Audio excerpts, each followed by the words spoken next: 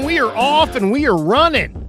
Sunday night, September the 8th. Lions win. Lions win. Krug covers. Krug covers. Headlines at 11. Welcome to the Krug Show. I am Larry Krueger. I am smiling because I did cover my wager tonight. I had the Lions minus the 5. I was dead in the fourth quarter. I said to Kev, the only way I'm going to win this is if we get overtime and then the Lions win the coin flip and then go down and score a touchdown. Other than that, I'm done. And that is what happened. And the Lions covered. That was my second cover of the day because I took Seattle and the Chargers in the afternoon. A little two-teamer tease, and that covered. Very good day. Drinking with my good friend Mark Williams in a bar here in Walnut Creek. So we spent the afternoon enjoying some beers and some outstanding football because the Niners play on Monday and I had the day off. But we are brought to you by Pig and a Pickle, the best barbecue in all of Northern California. Check them out. They're in Emeryville. They're in Corte Madera. They're open 7 days a week from 11 a.m. till 8 p.m. or until they run out. Go say hi to Damon. Go say hi to Mary. Get some brisket chili. Tell them that Krug sent you. And tonight's live stream with Dan and Kev and Los is brought to you by Mancini Sleep World. Mancini Sleep World, proud sponsor of the Krug Show. I'm loving my brand new Mancini's bed. I'm sleeping on it. My wife's sleeping on it. We're both loving it. Fantastic, high-profile mattress. Mancini's is awesome. They offer a 120-night guarantee with a range of brands and price points. So with Mancini's, you get free next-day delivery. Click the link below or go to sleepworld.com. Find a bed that works for you, whether you're shopping online or visiting in store. If you are a Krug Show viewer, all you got to do is hit the promo code KRUG10, KRUEG 10.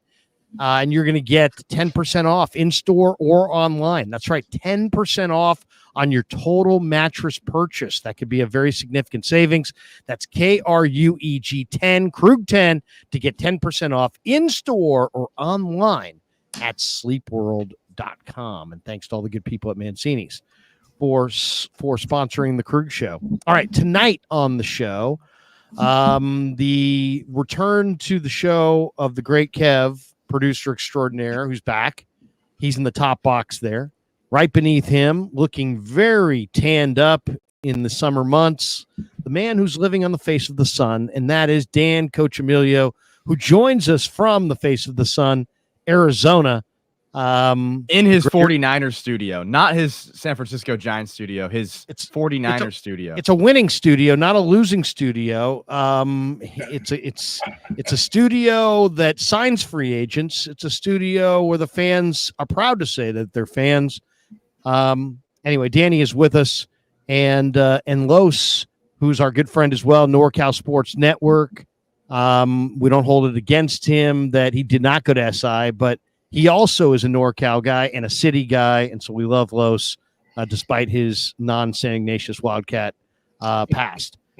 All right, we get it rolling, guys, because week 1 in the NFL is in the books, except for the Monday Nighter, which is Niners and Jets. Aaron Rodgers has thrown 4 passes since 2022, and he rolls in here to Levi's tomorrow night.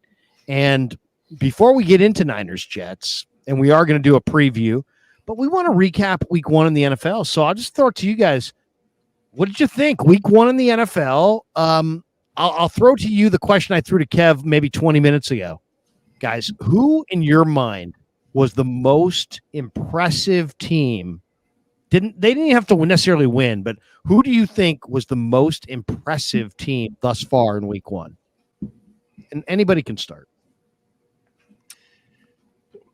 Go ahead, Danny. Well, I thought the Saints looked pretty good. They tore up the Panthers pretty bad. I should have taken them in my Survivor League. Kev and I are done in the Survivor pool because you picked the Bengals. I forced Kev to go with Bengals for both, and me too. I did the same thing. I lost twice. I think about 80% of people who are in Survivor leagues are out right now. But to answer your question, I think the Saints look good. and tonight's game, even though there's some mishaps and stuff, first week, the Lions look scary to me. Was the Saints' awesomeness about the Saints, or was it about the Panthers? I think it's Bryce Young 80% Panthers, horrible. 80% Panthers, 20% Saints. I don't think Bryce Young three is my sacks, quarterback. by the way, for Alontae Taylor. They blitzed Taylor a bunch out of the secondary. He had 3 sacks. Yeah. No, Three I of the mean, 4. Bryce Young just looks like he can't play football in the NFL. Not at all. First play of the game, interception. He doesn't look. I mean, he's small. He's not super He's athletic. very small. He's athletic, but he's not really doing it with his legs. He got Deontay Johnson. He has Thielen, and it just looks terrible. Okay, let's revisit this for a second, because when this kid came out of Bama, everybody loved him. And the familiar comparison, or the continual comparison, was Aaron fucking Rodgers. They kept saying that Bryce Young is like the next Aaron Rodgers. And I don't see it at all. He's 5'10". He's 205 pounds. It's like, you looked at Trey Lance and he was billed as big, strong, fast. He was big. He might have been strong, but he didn't necessarily have a strong arm, and he wasn't particularly fast. I look at Bryce Young. He's not big, strong, fast. So then it's a matter of this guy better process. He better be incredibly accurate. He better play on time. And I don't know if it's his weapons or the fact that he's 5'10", 205 pounds, but I agree. I mean, a year and a game into his career, he looks awful. This is according to NFL Next Gen Stats. He was 3 of 30, but he had a negative 16.9 completion percentage over expectation. 13 of 30.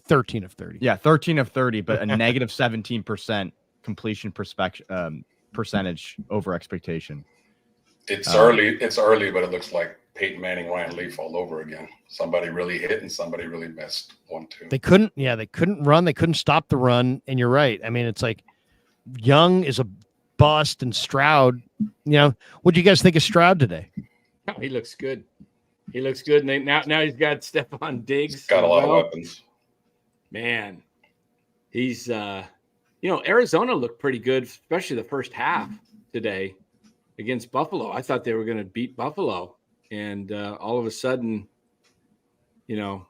Buffalo starts pouring it on. But I don't know. How about Arizona in that game, by the way? Arizona in that game ran it 25 times for 5 yards a carry. Now, granted, some of that was Murray, but still Connor, Trey Benson, they ran the ball effectively between the three of them, Murray, Connor, and Benson, 5 yards a pop. Yeah, the Cardinals aren't going to be the Cardinals of last year. They're going to be better. Last year, Cardinals was just atrocious. And they have a lot better weapons this year. Harrison didn't get anything. I don't know if you guys saw that. He had 1 reception on 3 targets. But they don't have much of a D line though. The only thing is they don't have much of a D line. I mean, they're not bad on the back end. Their defense is not great. I mean, they at one point had a 79% chance to win according to NFL Next Gen Stats, and they kind of fumbled the game away in that third quarter. Buffalo's my selection for the most impressive team of the day, not because they looked overly impressive or blew the Cardinals out, but that's typically a game that they lose. Arizona's very physical, and they hit them in the mouth early and often, and Buffalo found a way to come back and win. So I thought that was based on the opponent, I thought that was a good win for them, and they looked pretty good coming back. Yeah, they had 4 sacks. Buffalo had 4 sacks in that game, 3 from Greg Rousseau. It is interesting. Buffalo,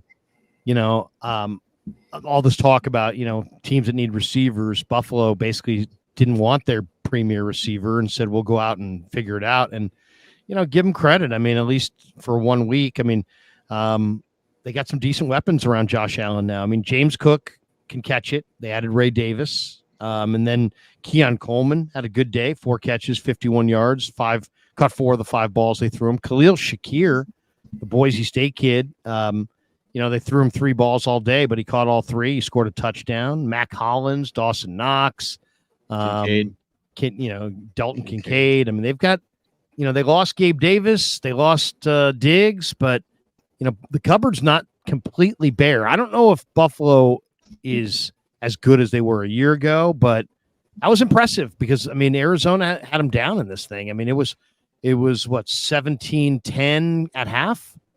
Buffalo I came like back that and did receiver. I like Keon Coleman, man. That's a good pick that the Bills got. Yeah, big receiver. Yeah, he's an athlete. Guy could play basketball too. He was almost the star basketball player. Arizona had a 17-3 lead. Yeah. Yep. With 7 minutes left in the second quarter. I'll tell you who impressed me today was Sam Darnold. Sam Darnold was 19 of 24 for 208, 2 touchdowns, the 1 pick, the 1 sack. But, he's got Justin Jefferson, who might be the best receiver outside of Chase in my mind, or maybe some people think he's better. Jefferson had 4 catches for 59 yards and a touchdown today. I think the thing coming out of that game that I would take is Daniel Jones is just absolutely atrocious. Absolutely atrocious. And I saw the stat. This is the craziest stat. Since signing his $160 million contract, Daniel Jones has thrown more touchdown passes to his opponents than his own teammates, meaning that he's thrown more pick sixes than touchdowns since signing his contract. Well, it's funny. I don't know if you guys caught the Hard Knocks with the Giants, but I loved it. I thought it was really, really good. And we got a lot of Daboll and a lot of Joe Shane. And, it's like they were trying to decide, they really badly wanted to draft one of these weapons, and they got, Neighbors, and they really badly wanted Neighbors. They were so intrigued. But it's like, you know what?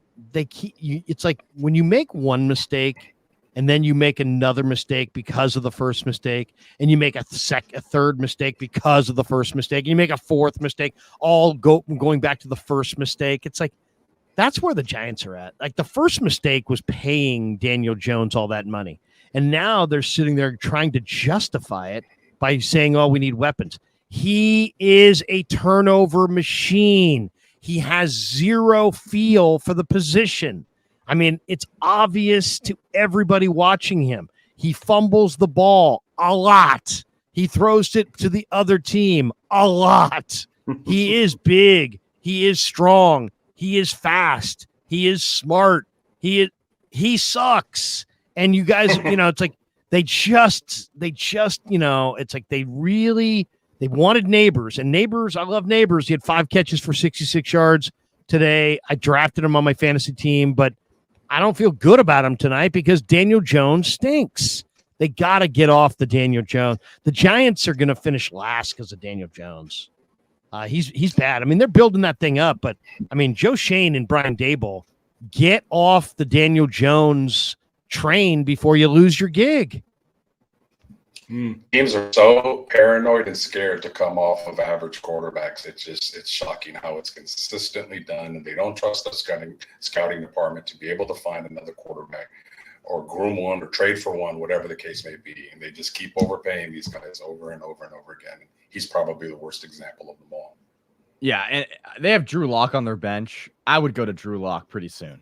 Like, you made a mistake. You made the mistake. You're trying to justify it by getting Devin Singletary. You let Saquon walk. You got Devin Singletary. You went after a pass rusher and Brian Burns. You got Malik Neighbors. You have a couple backup running backs. Wan'Dale Robinson. They have some guys, but it's like the root of the issue is Daniel Jones. And until that's a great take, by the way. Go to Drew Lock soon. I totally agree. Yeah, go to Drew Lock. Think about that. They chose Daniel Jones over Saquon Barkley. Just think about that for a second. Like that's a fireable offense, really. It is. Yes, seriously. And then I love the I don't know if you caught it, Los, but Mara, the owner, is like, it would really be hard for me to see him go to Philadelphia. And then he goes to Philadelphia. Yeah. It's just like, you're kind of, an organization that the players don't have a great warmth for when your players leave you and go to your rival. You know what I mean? If your players leave you and they go to the Rams, that your players leave you and they go to the Seahawks, you know what I mean? There's like something to prove. If you leave the New York Giants and you go to the Eagles, you're going from, first of all, one of the worst offensive lines to one of the best. But you're also in the division. That's just like twisting the knife Well, we got they were being. Yeah, I'm sorry. We got this being, one. Yeah, they were just go being ahead, cheap. Danny. They were being Go cheap ahead. with him. Yep. They were being cheap with him. Like if you watch that, they were like, "We want you to go test the market and then come back to." It was like this weird dynamic that if this was Niners media, it would have been like completely just. They would have just been pounded to the ground with the way they handled that, because they're like, "You go out in free agency and then come back to us with whatever best you got, and we'll see if we can work with it." And he was just like, It's like telling you. It's like telling your girlfriend, "Hey, you know what? Go on a couple dates, see how it goes, and then give me a call back." I mean, chances are, she's going to find something. It's not going to work. It's not. It's not advisable. It's not advisable. It's like, let's break up and date other people and then come back later. It's like, really? Like, is that really the best idea? Like, yeah. I mean, Danny and I can't relate. Los, I'm not sure, but Kev, listen to me and listen to me good. Don't try that. Don't try that. Jim in Florida says Larry won't admit the Steelers look good. Why am I I'm the anti-Steeler? Who looks good? Chris Boswell? Yeah, Boswell had 6 field goals. JJ Watt looked good. I'll say TJ Watt looked really TJ good. Watt, yeah. I mean, Pickens caught 6 of the 7 balls they threw him. He looked good. He tried to make a couple nice plays. Fields, 17 of 23 for 156, but there's no feel. I mean, he was sacked a couple times. He just doesn't have any feel. I mean, he ran for 57 yards. I don't know that he's not the better option though than Russell at this point. I did see some of this game off the red zone. I don't know. I mean, Steelers, I'll say this, and I said this, I stayed away from this game because the Steelers are typically good in week 1. And as you guys said, TJ Watt, 4 tackles, a sack, 3 hits on the quarterback. The Steelers got 7 hits on Cousins. I will say this, Cousins looked very much like Cousins. Like people sitting there going, why did the Falcons go after Michael Penix? Did you see today's game? Cousins is 16 of 26, 155 yards, 2 touchdown, picks. 2 picks. No movement ability at all. No yards rushing. So I mean, how many years did they sign Penix or Cousins for? Was it 3 years or 4? That's a good question. I'm not sure how many years. You know what their leading receiver was today? Do you guys want to know who Atlanta's leading receiver was today? Pitts. My man, high all the time, and I say that because that's his favorite song. Ray McLeod, the third, the former Niner. God. Oh wow! 4 catches for Ray for 52 yards. He was their leading receiver. Let's pick him up on fantasy now. Their second leading receiver was Darnell Mooney with one leading wide receiver. Bijan caught 5 balls. Pitts caught 3. Kirk's on a 4-year deal, catch. by the way. 4-year deal for Cousins. 4 years. And how many was guaranteed? Like, what was the guarantee in that contract? 180 million, 50 million signing bonus, 100 million guaranteed, 90 million in 2024, 2025. That might look as bad as the end of Matt Chapman's contract. Woo. As far as the Steelers are concerned, they get a nice win. They're rugged on defense. Their defense is going to keep them in it for the most part. I just don't think maybe Russell will look a little better, but I don't know. I mean, it just doesn't seem like they've got an offense that can produce. If they go up against a Falcons team in week 1, okay, and you can harass and harangue Kirk Cousins who can't move. But, I mean, realistically, I think the Steelers are going to have a hard time with any team that can score in the 30s.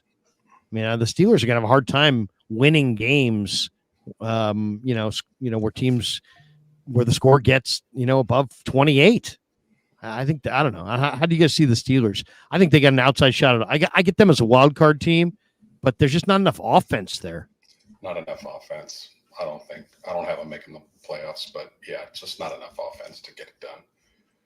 Yeah. I mean, I think it's funny. Like people try to dissect this a million ways, but it really boils down to what these 2 quarterbacks have always been.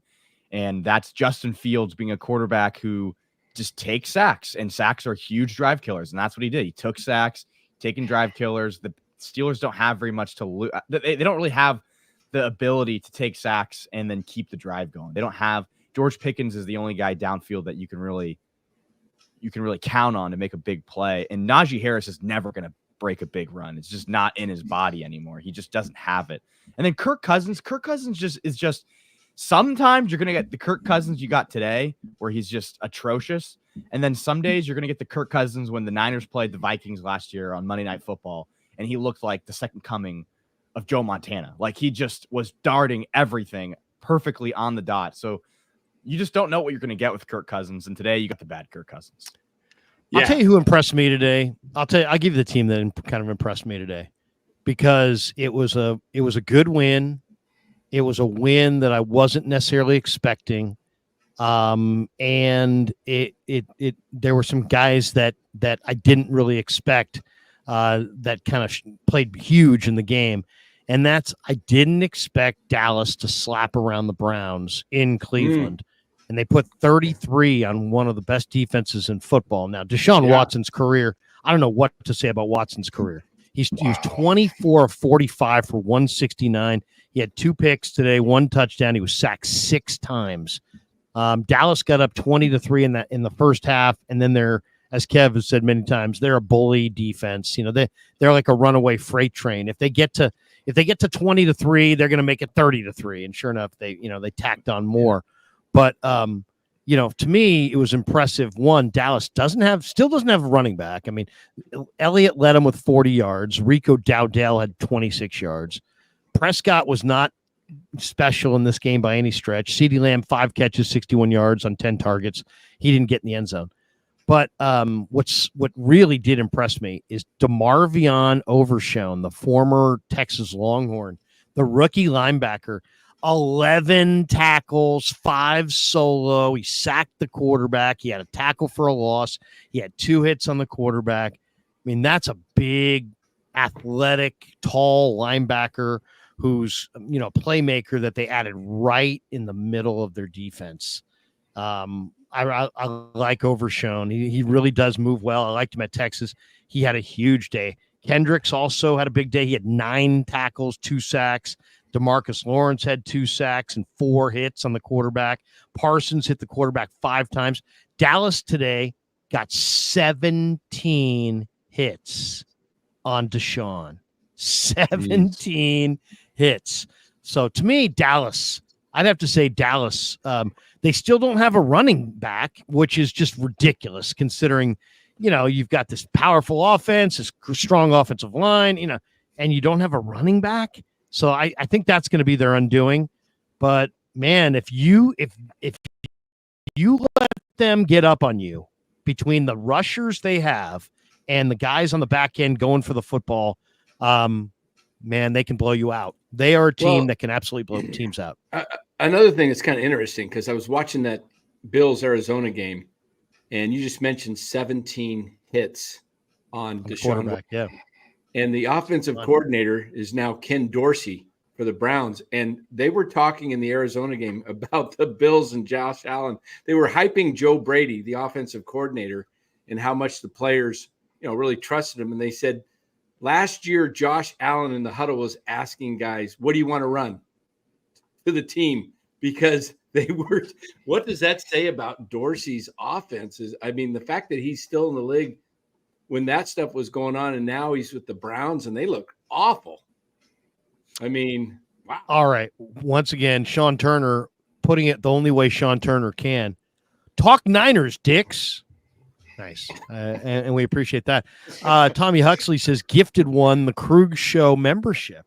Oh, look at that. Welcome aboard. That means that he bought a membership for someone else. Look at that. Yeah. Look Who at wants that. to take it? I like that. I think it might be given out at random. Look at that. I appreciate it. I don't know. Look at this. Maybe it's this guy, Jacob Gordon. He says, thank you, Tommy Huxley. There it is. There we go. One you gifted. ask, you shall receive. I like it. They're great they're great stocking stuffers for the holidays, by the way. Krug Show subscriptions and memberships. Okay, Niners tomorrow night. Let's get into it because Sean Turner called us. We don't want to talk about the prime time. We should talk about the. No, let's talk. We can talk a little prime time. Go ahead. Well, let me just talk about the Cowboys first, since we were just talking about it. I have it pulled up.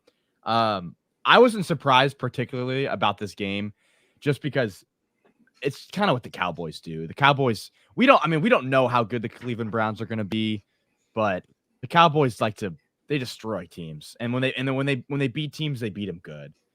When you have no running game, the Cowboys are great. When you have a physical running game, they melt down. They shrivel up. And the defense just creates a ton of havoc. Like they're always deflecting passes. They're getting huge hits, interceptions. Eric Kendricks had an interception, former Niner of a few hours. And, Deshaun Watson was pressured 25 times in 56 dropbacks. That's almost half the time. So, yeah, Deshaun Watson didn't have a good day, but he was also running for his life. I kind of felt bad for the guy. It's like every time he dropped back, he was running for his life, scrambling. But yeah. One quick last observation of the NFL that I noticed today, guys, was some good offensive teams, namely Cincinnati, Miami, and Jacksonville, did not show well today. And it was because their O-line got manhandled.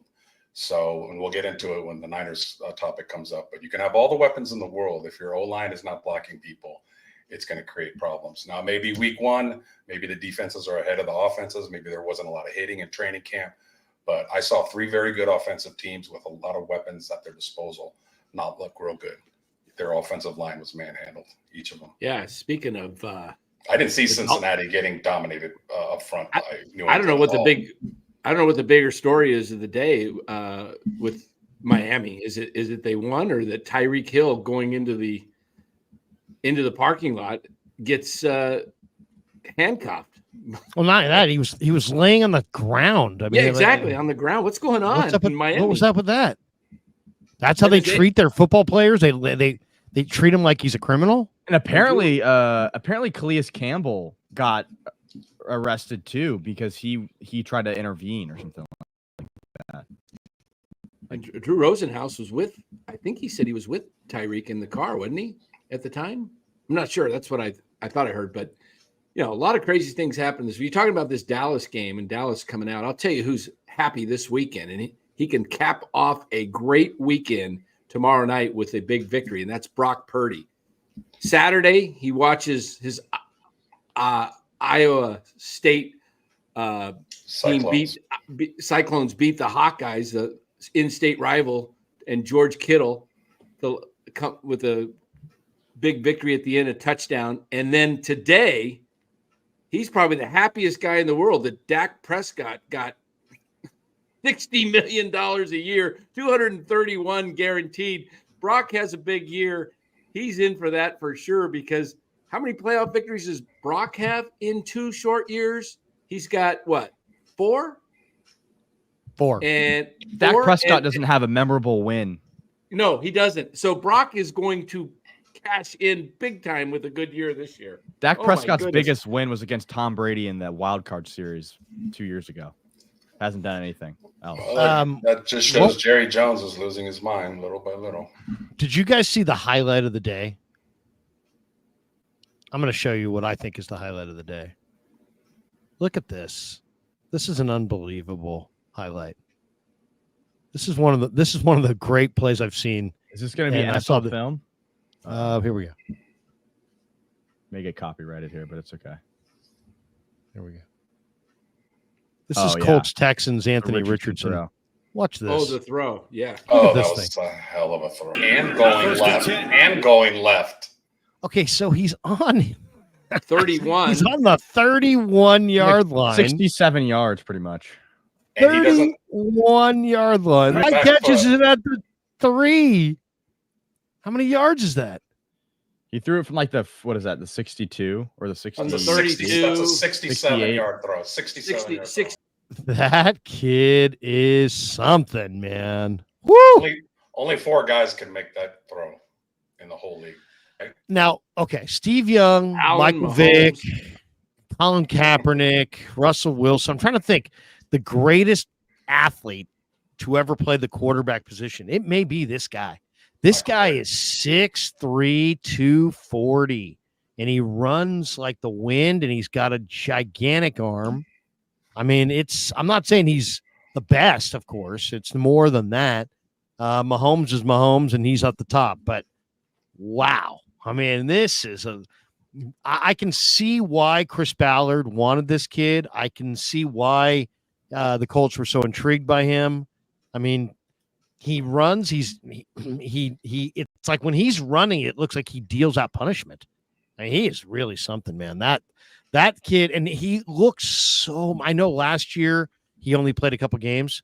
This guy Tammy McDaniel's like, come on, Kruger. Did you watch Elway play? Yeah, I did watch Elway play. He handed the 49ers Super Bowl 24, sister. Tammy, I was there. I saw it. He absolutely was atrocious in Super Bowl 24 and handed it to the 49ers on a platter. Did Ricky Pearsall play with Richardson the year before? Was he there for 2 years in Florida? Or was he just there at 1 year? I don't know the Pearsall transfer portal thing. I know he started at ASU. Yeah, he started at ASU. I'll look that up. But yeah, Richardson was spectacular.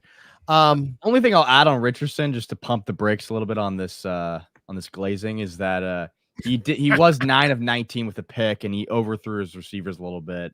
Like he's part of the reason that they lost the game. That was a great throw. My jaw dropped when I saw that throw. But yeah, he was there for 2 years. He still has a little way to go before he becomes something. But I mean, a lot of people were hoping Trey Lance was going to be this like a Richardson type player, but Richardson's got arm strength. Trey didn't have arm strength. Richardson's got foot speed. Trey didn't have foot speed. Richardson actually has tools in the tool belt where Trey just, was a guy that was pleasant, who was really glib and smart and had great FCS film, but he didn't have this kind of arm. He didn't have this kind of foot speed. I mean, that's the thing. You watch Richardson and you're like, whoa. Oh yeah, this guy's way better athlete, way bigger, stronger athlete. With actual major tools. I watched a lot of Chargers today, and I tried to get Kev to go for the Ohio State running back coming off the injury. They had Gus Edwards and J.K. Dobbins, and I was like, oh, let's draft J.K. Dobbins. And no, we didn't want J.K. Dobbins, but J.K. Dobbins is going to have a huge year. I don't know if you guys saw him today. If he stays healthy. If he stays healthy, J.K. Dobbins never been the case. He's going to be a monster. Chargers offense looks a little suspect for a while, though. Yeah, it's not a great offense, but they're going to run it. That's the thing. One thing with Harbaugh, he loves to run it. Yeah. One thing I'll add. I don't know if you guys saw this game, but I'm not a hater, but I'm not a believer in Caleb Williams, and I didn't think he looked that great today. I know they won, so there's a lot of people touting him, but I think all of their touchdowns came on defensive scores. He was bad today. He was 14 of 29 for 93 yards. He was sacked twice. He ran 5 times for 15 yards. We'll see. I mean, there's definitely, he can make some amazing plays, and he made a few of them in the preseason. And he's definitely got a nice surrounding cast. Look what they've got. They've got some good running backs. They've got some good receivers. They've built up their offensive line. They've improved their defense.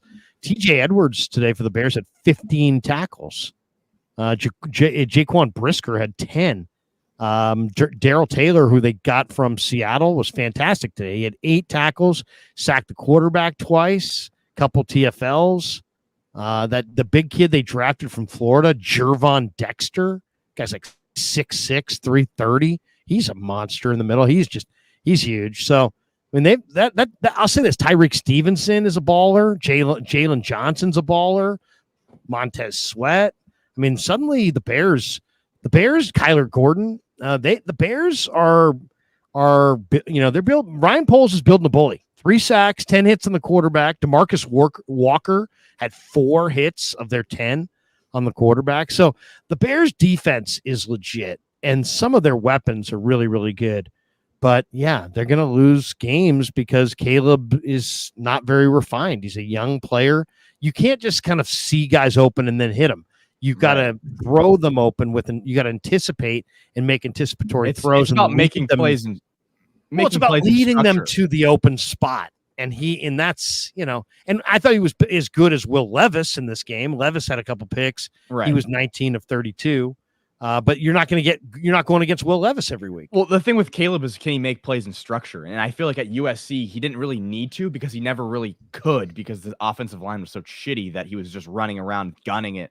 and he's really good at that. And you saw that in the preseason, even though in the preseason, the first game in the preseason he played, he was like 10 of 20 and didn't play that well. All of the highlights were him running to the right and throwing across his body to the end zone for a touchdown. So he can make those throws, but it's just, is he going to be a consistent quarterback? Because I heard this guy was the generational talent, was the next greatest quarterback to ever play the game. So long term, do you like Jalen Daniels or Caleb Williams? I liked what I saw from Jaden Daniels. I didn't see everything in that game, but when I was watching it, he can move pretty well, and he's small. He got rocked at LSU every time he ran the ball, but if he can stay healthy, and he has been healthy, I like Jaden Daniels a lot. I think I like him more than Caleb. Yeah, I do too. Jalen Carter, had the controversial play where he grabbed Jordan Love the other night in Brazil, and Love was engaged and he was being tackled and Carter was on the ground. He grabbed Love's left leg. Love had a fairly significant injury to that left knee. I don't know if it's torn ACL. It looked like his knee popped, and we could see the video through his pants of the knee ligaments popping. But I guess that wasn't the case, and they're saying that it's the MRI showed some problem. Was it a kneecap situation? But we don't know. It was an MCL.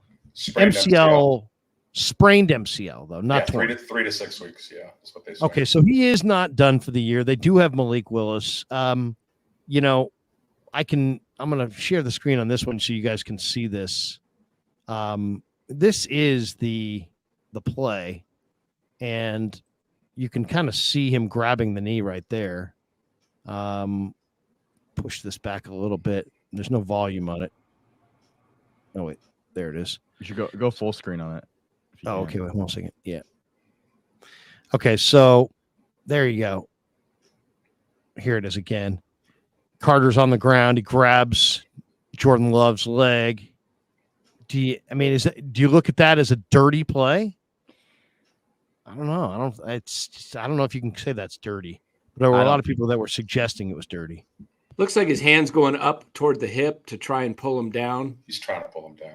Yeah, I don't think that's dirty. I think I wouldn't put it past Jalen Carter to do something dirty because he kind of does do dirty things. Had character issues. But from what I can see, it looks like Jordan Love still has the ball. So he's trying to bring him down. Yeah. Right. Yeah. And it's not like he yanked his leg in any weird way. Now, the guy's ankle was caught underneath Carter's body when this happened. You can see his left ankle caught underneath there. But still, it wasn't. Whenever someone's leg gets caught on something and then their knee starts bending in like the wrong direction, it's such a. I hate that. It's not good. It's not a good outcome. Yeah.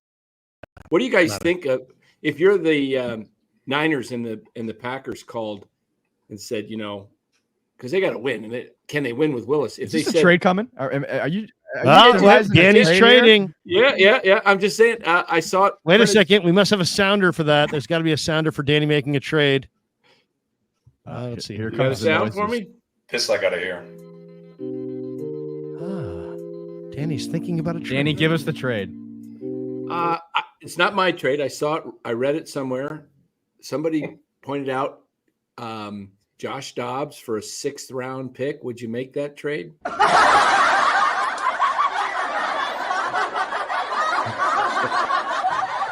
Yeah, you guys were ready. I would. I mean, yeah, I would. I mean, here's the question I threw out because I don't know that the Niners can win any games without Purdy. And I said that early. Then I felt I kind of amended it after I saw the preseason because I thought Dobbs played pretty well in the games, and then I thought, Allen, I thought outplayed Dobbs pretty consistently in the practices. So, first of all, I have no problem with Shanahan going with Allen instead of Dobbs. Allen's better than Dobbs, and he's proved it in the practices. But that surprised me, Larry. To be honest, I know. Is Kyle more of a guy that just loves practice more than games? Yeah, I mean, you gotta as far as efficiency. Yeah. Well, no, it's more than anything. I just think it's reps. Yeah. You know, if there were more games and practices, then he put more emphasis on the games. If there's more practices than games, it's like if you see somebody do something wrong 25 times in a practice and then they do it right 3 times in a game, you still saw those 25 balls in the practice. So it's hard to unsee it. The thing about Dobbs is that Dobbs, I think, is clearly the better runner and showed great toughness, I thought, in the preseason. But Allen, that's the best I've seen Allen look. I mean, as far as he got to the top of his drop, and there were times where he kept his eye. He started to look a little bit like Brock. He got to the top of the drop, kept his eyes posted downfield, moved in the pocket, stepped up in the pocket, and delivered a ball, with conviction and with some zip. I like the arm strength of Allen better than Dobbs, and I also like the deep ball better. Dobbs floated that deep ball all summer, and it was like duck. I mean, there were times in practice I'm just like, watching these ducks, and I'm just like quack, quack, quack. I mean, it's just floating, just these wobbling garbage balls. That Monday night game last year, he had a few floaters that just were. Yeah, I mean, he was terrible in that end of the year against Minnesota. But I think it's really because if you said to me, why? Give me a reason that Shanahan went with Allen over Dobbs. It's that you guys are looking at ceiling and looking at Dobbs and saying he's got a higher ceiling. Shanahan's not looking at ceiling. Shanahan's looking at floor, and he thinks Allen has a much higher floor than Dobbs. I think that he might use his own verbiage to tell you how he exactly feels, but I think in a nutshell, that's it. Shanahan knows that Dobbs might reach a higher level, but also may play at a lower level. He'll take Allen, who he's looking for more efficiency. He's looking for someone to run his scheme. He's looking for someone to run his scheme. He's and never wanted to always. That's what it always. Allen's been in his scheme for an extra year too. That's right. He has the advantage from that.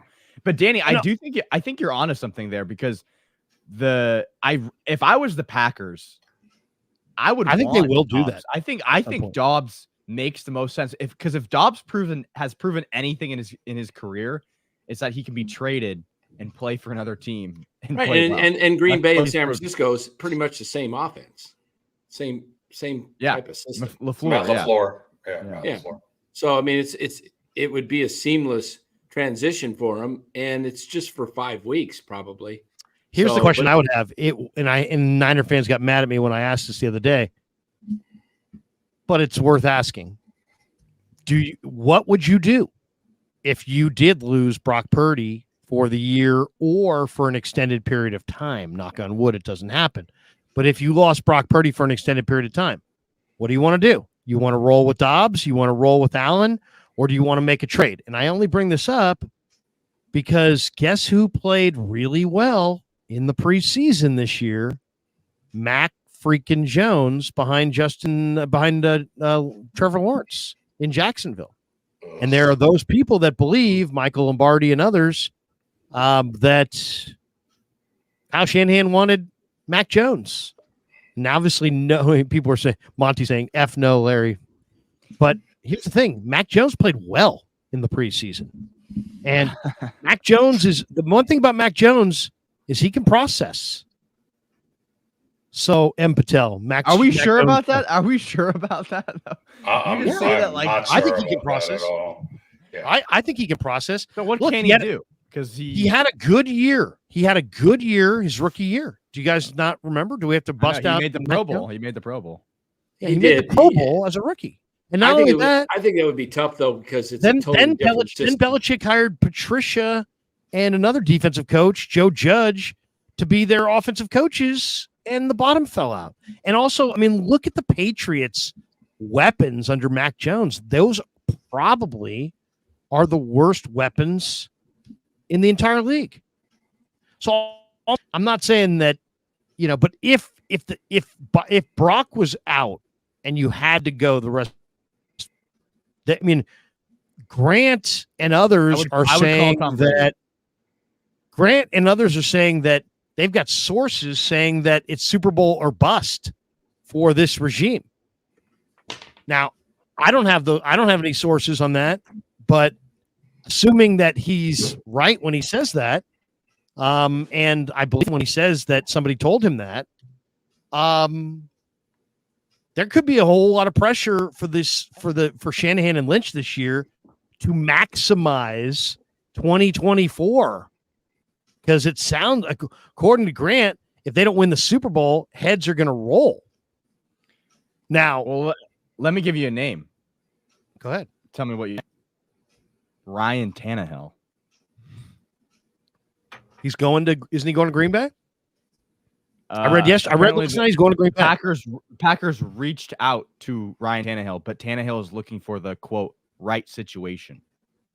Okay, but Tannehill has never done it, and he's 33 or 34 years old. Mac Jones, I looked at as somebody who's got some upside potential. I'm not saying I didn't know, man. Jones with third pick in the draft. I didn't like Mac Jones with the third pick in the draft. It doesn't mean that Mac Jones at all. I mean, here's what he did in 2021. 67.6% as a rookie, 300 yards, 22 touchdowns, 13 interceptions. Who sacked 28 times. That was the first year. Second year, he completed 65.2%, 2,997 yards, 14 touchdowns, 11 picks. Last year, he completed 64.9%. So we're going the wrong direction. 2,120 yards, 10 touchdowns, 12 picks. So he's got 46 touchdowns, 36 picks, but he's completed 66%. Now he's in Jacksonville. I would have no faith in Mac Jones at all. I think who I think Kyle would prefer. If Brock Purdy gets hurt. That's just the truth. You know who I think Kyle would prefer over Mac Jones? Who do you got? Oh, no, he wouldn't. No, I think he would. How do you have that hat? I think you'd rather have Mac Jones right next to you. Why is that hat right next to you on the table? It was in my closet. I was going to say the same thing. What the hell? Just pull that out. out. A Jimmy G hat? Danny's like, and if it wasn't him, and he's like, this. And he puts like a Ryan Tannehill hat on. He just has all the quarterbacks' hats like next to him. No. Hey, by the way, tonight's game, what's the update on Puka? Woodpit 420 just says Puka. Did Puka, what was the deal, Kev? Because I saw the play he got hurt on. Well, going into the season, he had liquid in his knee. He had a nasty knee kind of problem, and I'm guessing he re-aggravated it, but maybe it's a different knee. But Puka had like injury concerns heading into the season. I'll look if there's an update on him though. Okay. By the way, we got this one in the chat. Jacob Gordon, he says somebody made the claim ownership was unhappy with all the money doled out in the contracts. He says, "What the fuck? That's the cost of doing business in the NFL and drafting well to remain competitive annually." Okay. Well, we can hit this here. What do you guys think of obviously, we all saw the video. We all saw the report. What do you think? It's, I always think, before I want to go with something, I go two sources, but who knows? Maybe Grant's got two sources on this. What do you guys think of this story? The idea that two guys that were just recently extended by the ownership group, that the Niner ownership group could be unhappy with Lynch and Shanahan because of money that they've spent on extensions for Aiyuk and for Trent. The assumption here is that ownership wanted the Niners to be a little bit more fiscally prudent and maybe move on from some of these high-priced players and replace them via the draft. I just find the end game on this, where the report was if they don't win the Super Bowl, they're on the hot seat and could be fired and heads would roll.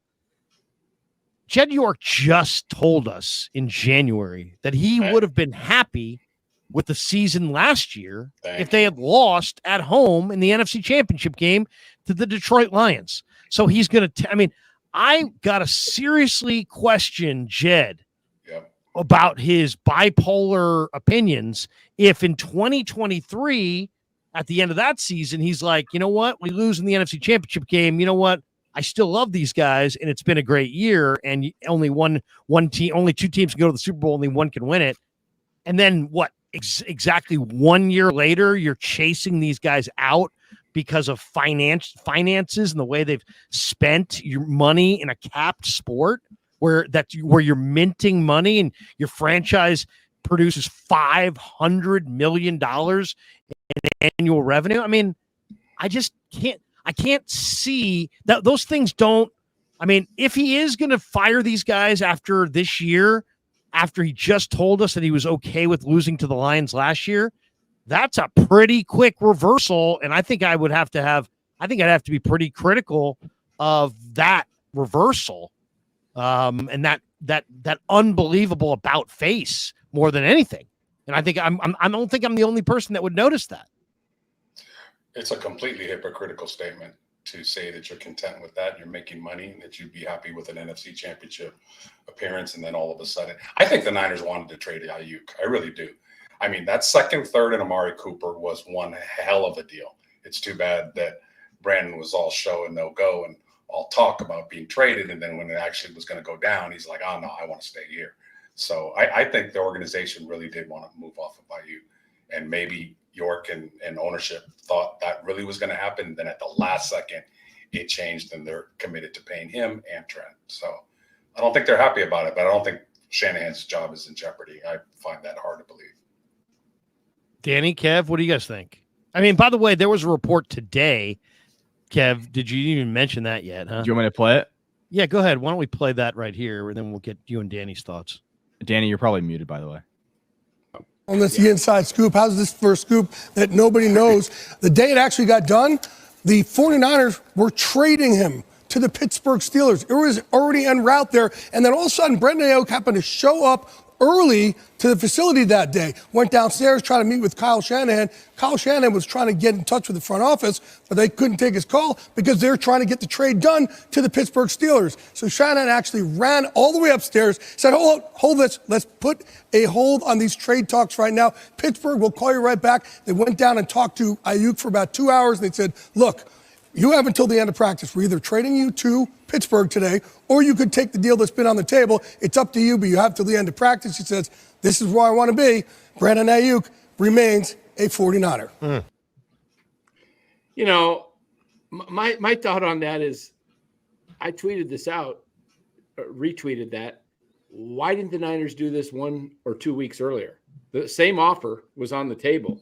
Why do they wait? You know, you could have put the 1 week earlier would have been just fine, because that would have given them a whole extra week of preparedness for tomorrow night's game.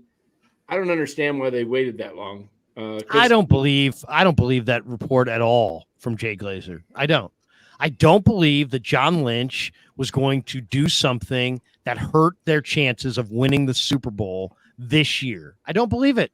I do not believe it. It's like, we were about to do something that would hurt our team's chances of winning the Super Bowl, but instead we didn't.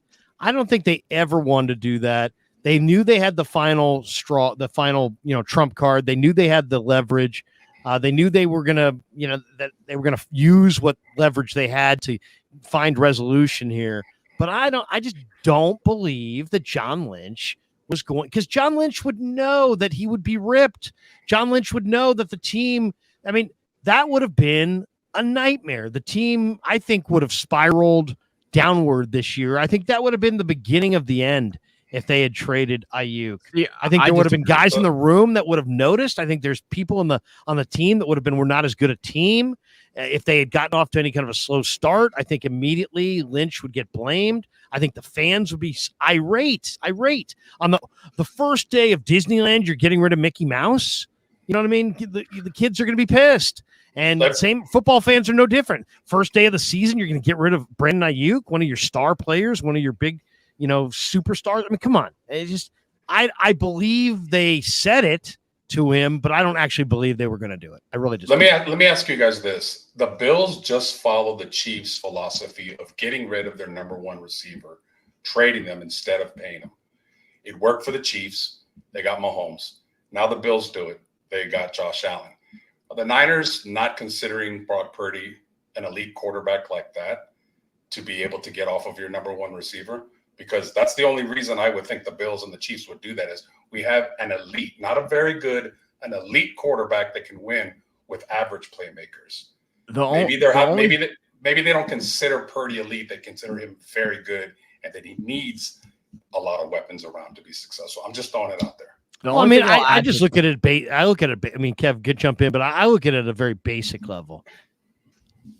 For this year, I mean, you can make whatever moves with the money you would have saved down the road. But for this year, for 2024, this was not a debate of, hey, do you want Aiyuk or do you want this guy? You want Aiyuk or you want that guy? It was like, do you want Aiyuk or you want nobody? Right? That's what it's going to be. You're either going to get a 2 and a 3, or you're going to have Aiyuk. Do you want a 2 and a 3 in next year's draft, or you want Aiyuk?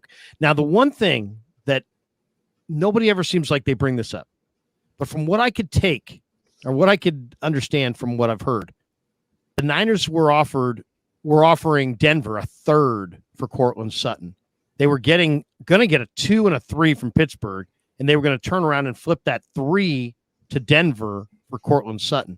What we never found out is, what if the Niners had offered the 2? Would they have gotten Sutton?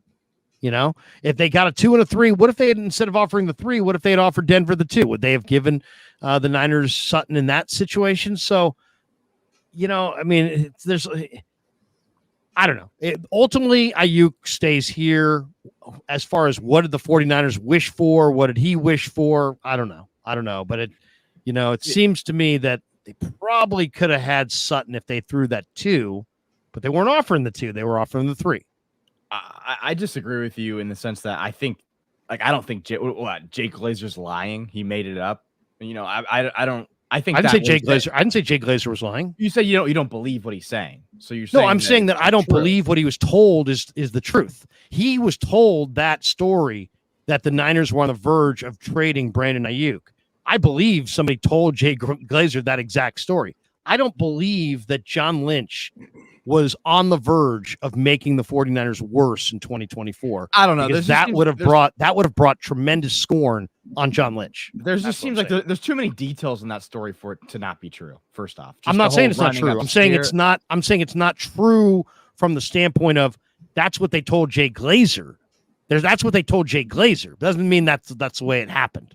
Or that's the way it was going to happen. Let's just rewind. They had tons of time to trade Brandon Aiyuk, right? So, so they were patient as hell. They waited forever and eternity. But if he didn't tell them that one day they were going to do something that hurt the team this year, I'm not buying it.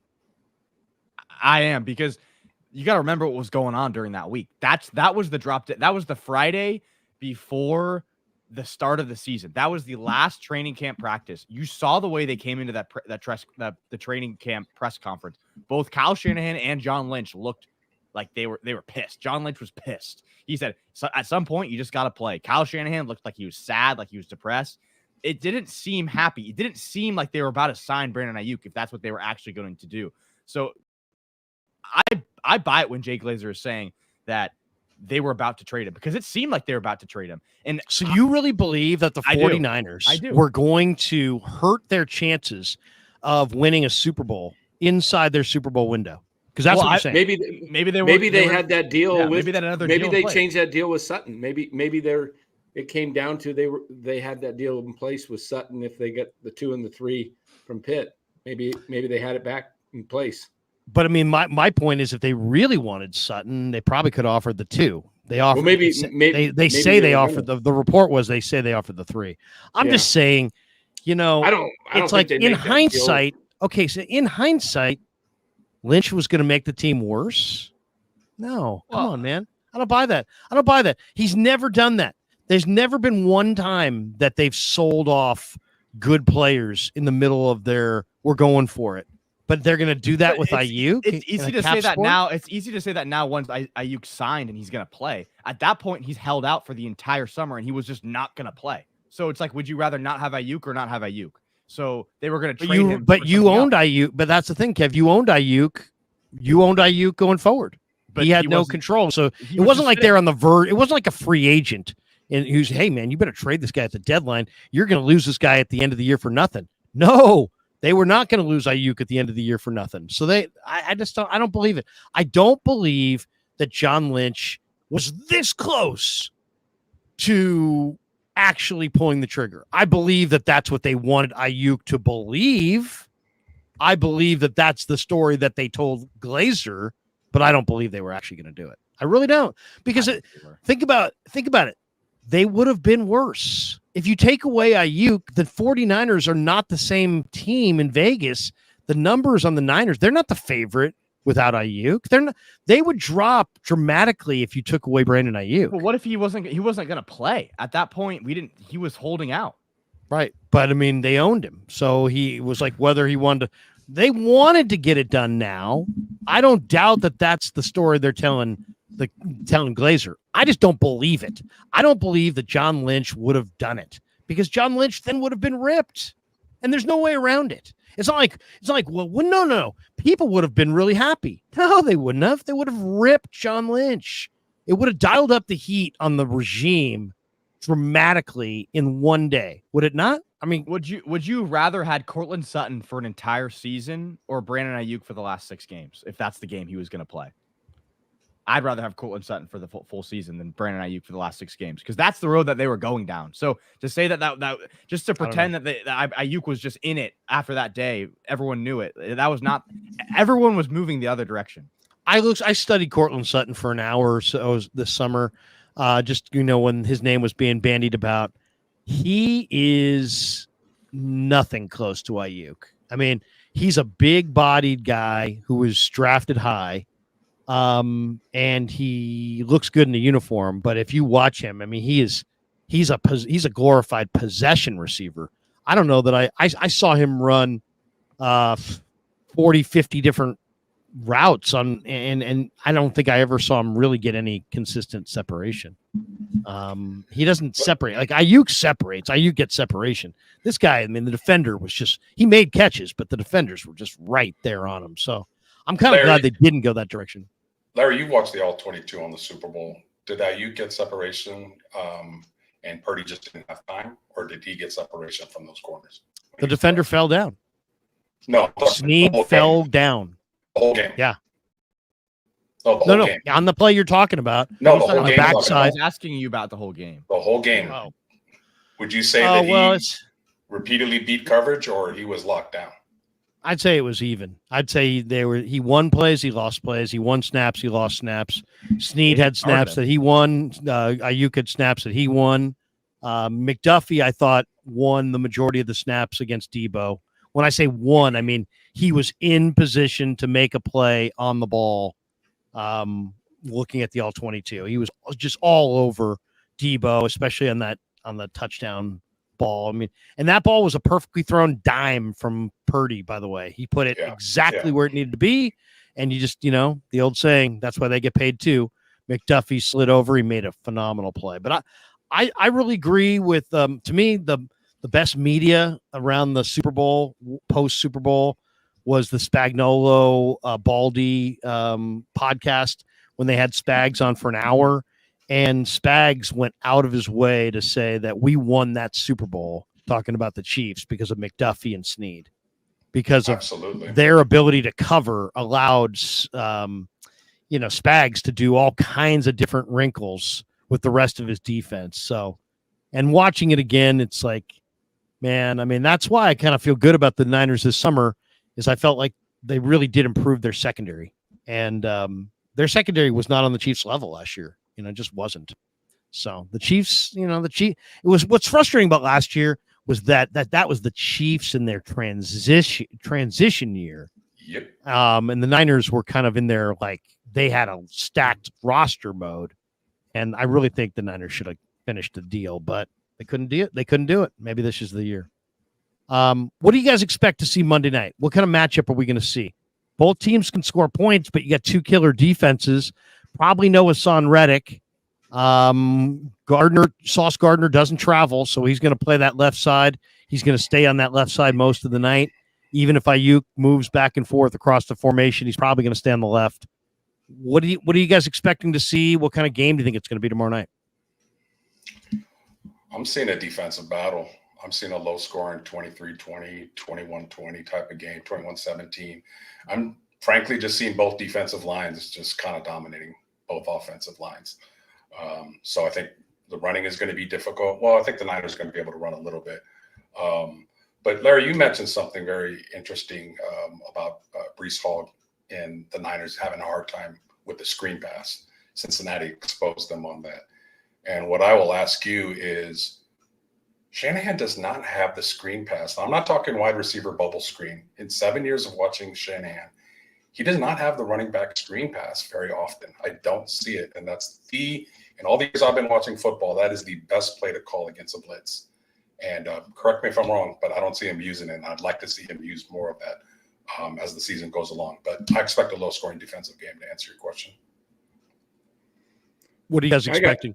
I predicted the other night 24-20 Niners. I think it's something like that. I mean, the Niners are used to putting up 30 points, but I think it's going to be a bit of a struggle against the Jets defense to do that. And just the timing of, Aiyuk and Purdy and getting that in rhythm again. And then also, how much are we going to see of CMC tomorrow? Are we going to see, he says expect the same level of reps and everything that he was doing last year. I hope not.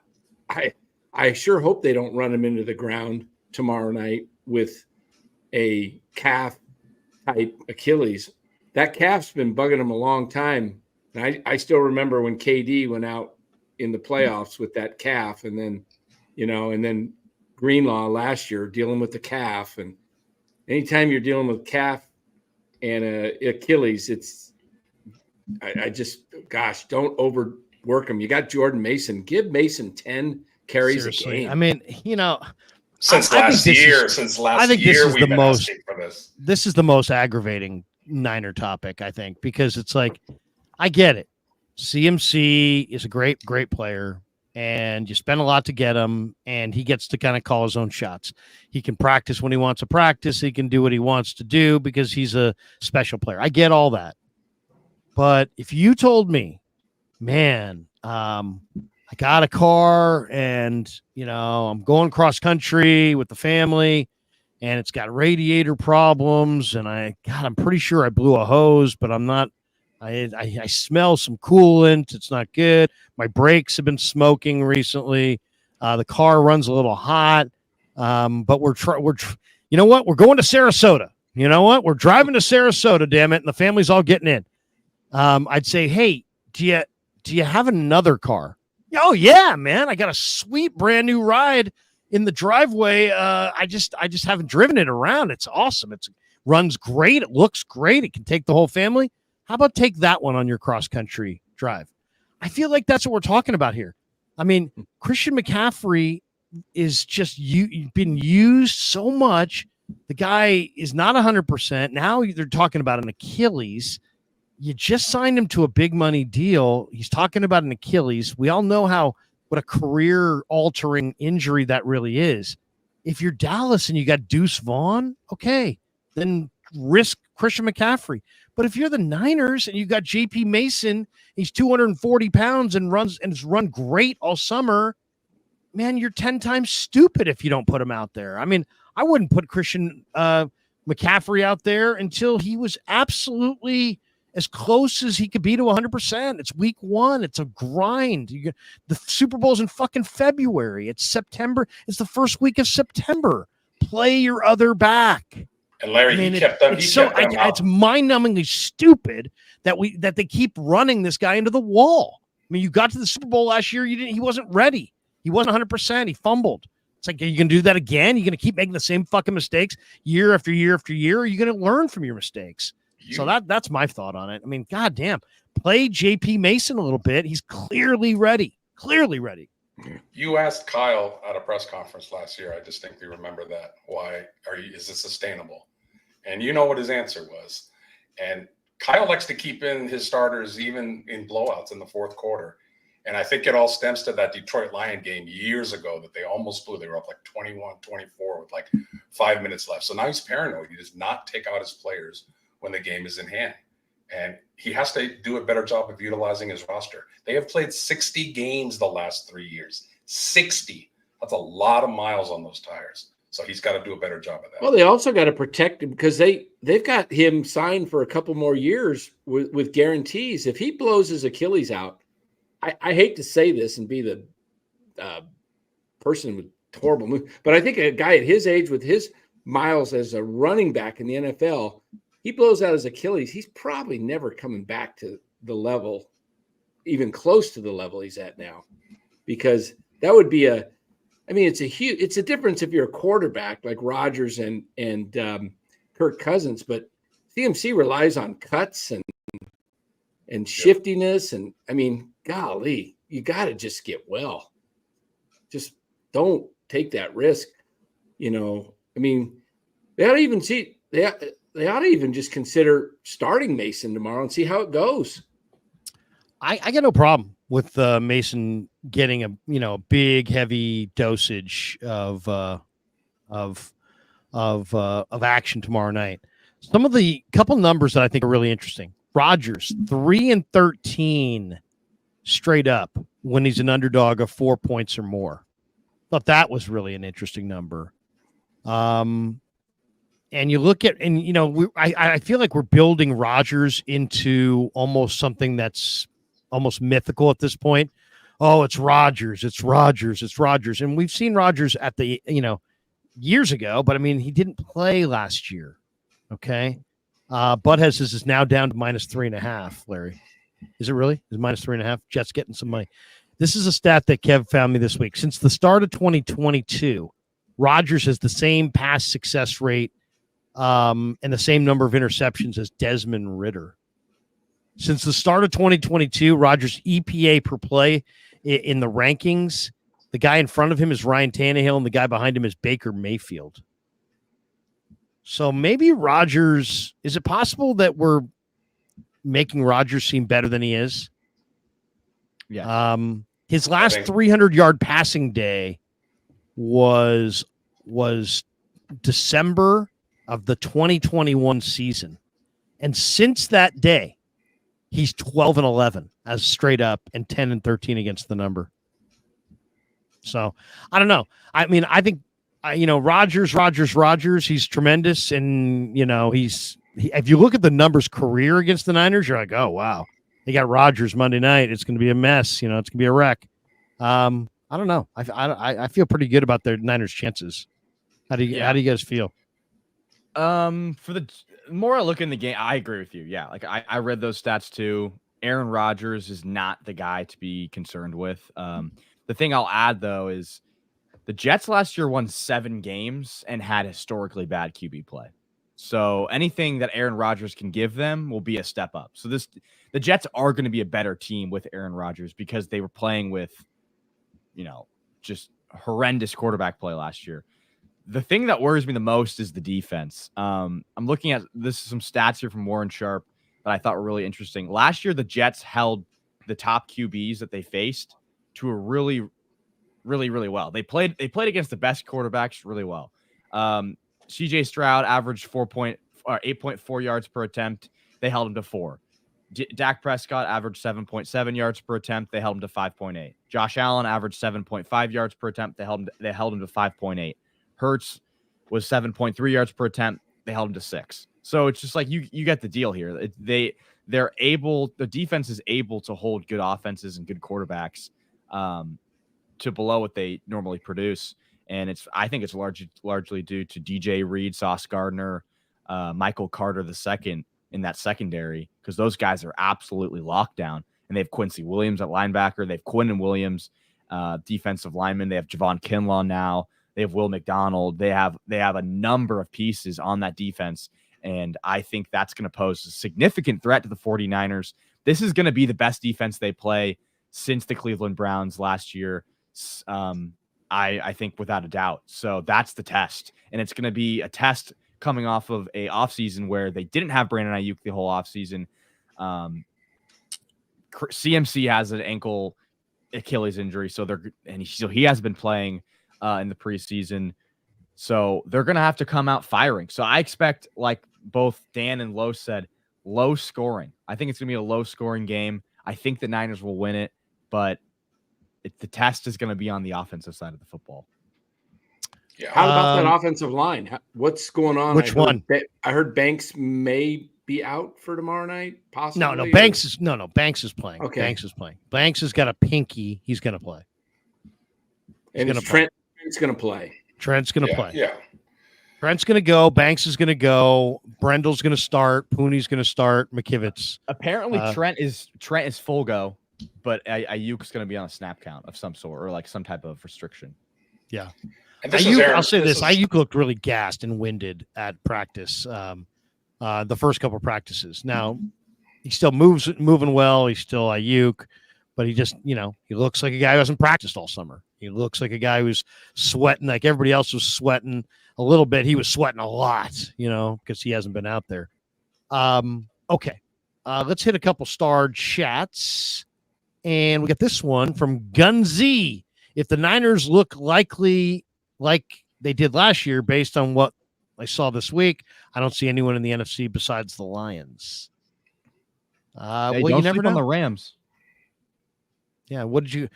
Based on what you guys saw, who looks, if you had to say right now, based on the first weekend of the NFL season, who would you say is if the Niners are the team to beat, let's just say, in the NFC, who is the number one contender?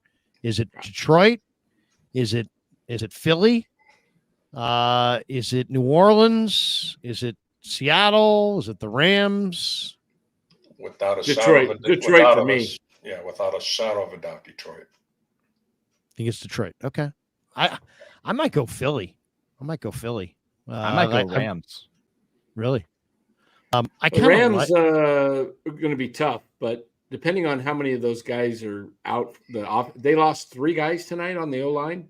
I don't know how serious they were. How serious Puka's injury. Let's look at Philly, though. I mean, Hurts had 3 turnovers by himself in that game. That was such a sloppy game. And they're playing a Green Bay team that's a field. playoff team from last year. Green Bay ran the hell out of the ball in this game, by the way. I don't know. Philly's run D a bad run D? Because they give up 7.8 yards a carry. And Jacobs went for 5.3 a carry. So I don't know about Philly's run D, but I mean, Philly's got Hurts, didn't have a good game. Saquon now behind this line. You still have Devontae Goddard and A.J. Brown. So it's a tremendous group of weapons. I loved what I saw of Mekhi Becton next to Lane Johnson on the right side of Philly's offensive line. My God. And Quinyon Mitchell was fantastic. And they got C.J. Gardner-Johnson back. And that Zach Bond had 15 tackles and 2 sacks. He was impressive. So I don't know. They upgraded their secondary. They got the kid from Iowa, the white kid. What's his name? Oh yeah, Cooper DeJean. Yeah. And they had the other corner, Quinyon Mitchell, who had a really nice play in that game. So I think he's a stud. But they haven't had good linebackers there for a while. So I'm not sure. I think you're right. I don't think they're going to be very strong in the run game at all. Well, get this. Nakobe Dean, they signed Devin White away from Tampa, right? Nakobe Dean beat out Devin White for that inside linebacker spot. I was talking to Jody Mack, who's a big, WIP host out there in Philly.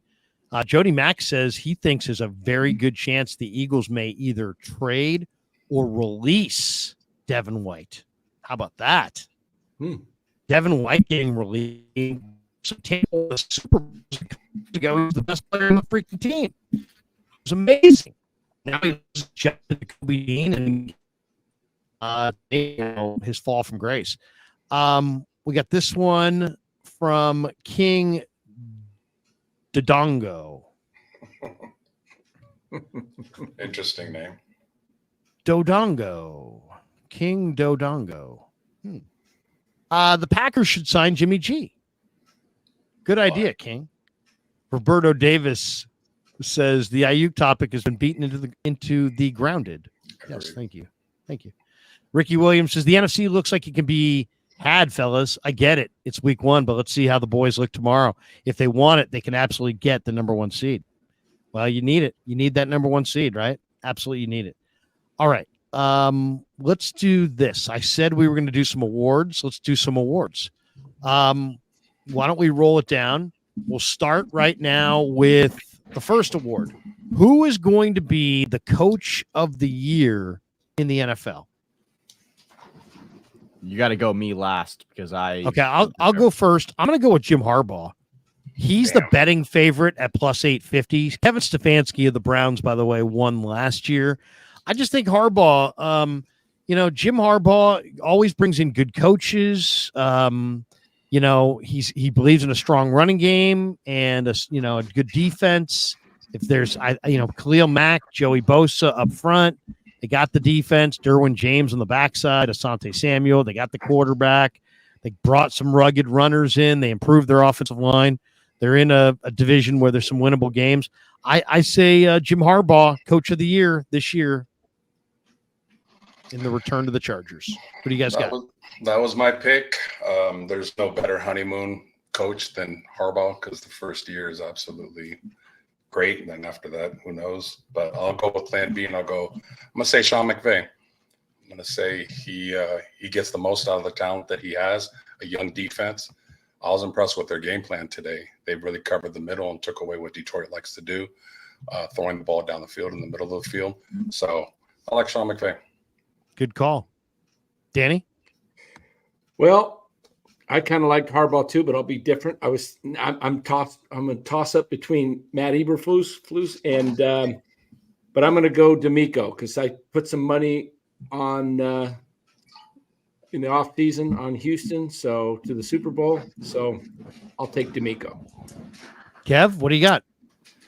Can I double up, or is that not allowed? Because I don't have. You can absolutely double up. I don't go have with anybody you want. One. I think D'Amico Ryans has a good chance of winning it. I like your Jim Harbaugh pick because he does seem like a candidate that would win it if they are pretty good. I don't like Matt Eberflus just because I don't think the Bears are actually going to be that good. I would have said Matt LaFleur and the Packers because I think that they had a chance, but now with him gone, I'm not sure about that. But D'Amico Ryans with CJ Stroud and that team, they're an exciting team. I think people will rally behind him and give him the votes if they have enough wins. Comeback Player of the Year award. Who you guys going with? I'm gonna go with Aaron Rodgers. Just seems like the natural thing. He got knocked out last year. I think he's gonna have a big year this year. I think he still can play. He's 40, but I still, he's got Garrett Wilson. He's got a tremendous back in Breece Hall. Probably an improved offensive line. I'm not 100% convinced of that yet. But I like Rodgers. I think Rodgers loses tomorrow night, but I like the Jets to win, 8 or 9 games and Rodgers to be the comeback player of the year. Hey, Rodgers, discount double check. I'm going to go with Jamison Williams. I think he's a speed factor, and he's a weapon that the Lions really didn't have consistently last year. This guy was absolutely electric at Alabama. And if he stays healthy, you saw what he could do tonight. And if he puts 16, 17 games together, he's going to put up a monster year. Danny, comeback player of the year is? Anthony Richardson. Nice. I like that. Kev, what are you going with? I think I'm going to go Rodgers too. I think he's in New York. If he has a good season after what happened last year on such a large scale, everyone saw his injury. Everyone knows what happened to him. Because the comeback player of the year award it's kind of a storyline award. It's kind of like, what is the biggest thing culturally that happened? Wasn't DeMar Hamlin got it last year, right? Or was that 2 years ago? I think it was 2 years ago, wasn't it? Right. It's just like the biggest storyline is going to be Aaron Rodgers, unless he plays like absolute shit. And I know I just said I don't really like Rodgers that much, but they're going to be decent. They're going to maybe win 10 games. If they win 10 games, I think he's an absolute lock. Also, don't sleep on Joe Burrow. There you go. Joe Burrow got knocked out last year. I thought he looked fantastic in that game at Levi's. All right, the defensive rookie of the year. I think it's a 2-horse race. I love Peyton Wilson, the linebacker for the Steelers, but man, the Bears. I looked over the last 15 years. The defensive rookie of the year award has gone to an inside linebacker or a defensive end 9 times in the last 15 years. Why? Because, the inside linebackers can make all the tackles, and then all of a sudden you've got a great resume. And then the guys off the edge can wreak havoc, sack the quarterback, and then that also adds to your resume. To me, the Bears have this defensive end from Kansas named Austin Booker, who looked fantastic in the preseason. Last year, it was Will Anderson, who was the defensive rookie of the year with the Texans. I'm going to go Austin Booker, the Kansas rookie for the Bears, man. He's long. He's about 6'5", 245. He's got great knack to rush the passer. The one thing that translates from the college game to the pro game is sack production. So I'm going to go with Austin Booker. That's crazy that you're going with Austin Booker. That's absurd. That's crazy. Son calling dad out.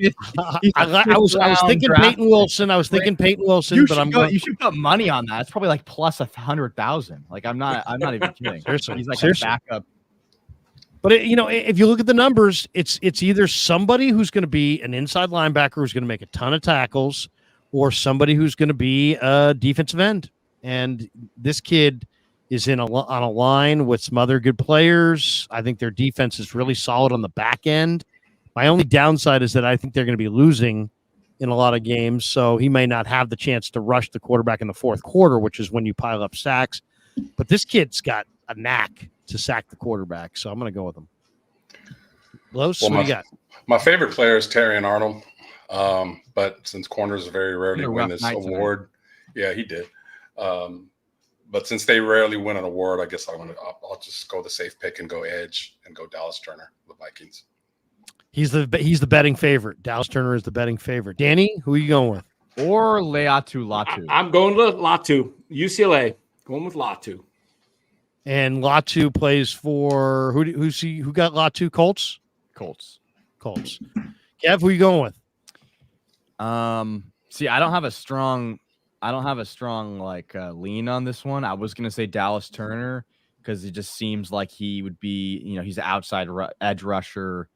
He's gonna get a lot of sacks, because it kind of seems like these awards only go to people that get sacks, or tackles, or tackles, right? And it's really hard for corners to get it because they have to get interceptions, which is not something that's like if you're a great corner, you get interceptions, but it doesn't mean you get the most interceptions.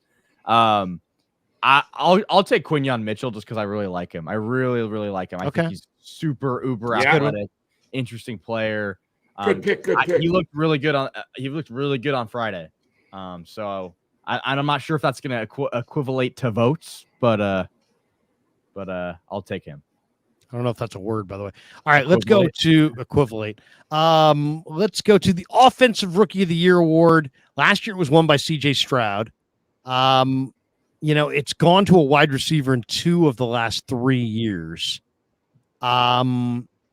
This is tough. To me, there's 2 guys that I really like here. I like Zach Frazier, Zach Frazier for the Steelers. Ooh, the center. Yeah. I mean, it's just rare that a center, but this kid's awesome. I love Zach Frazier for Offensive Rookie of the Year. Yeah, he's a tremendous player. He's a plug-and-play day one starter.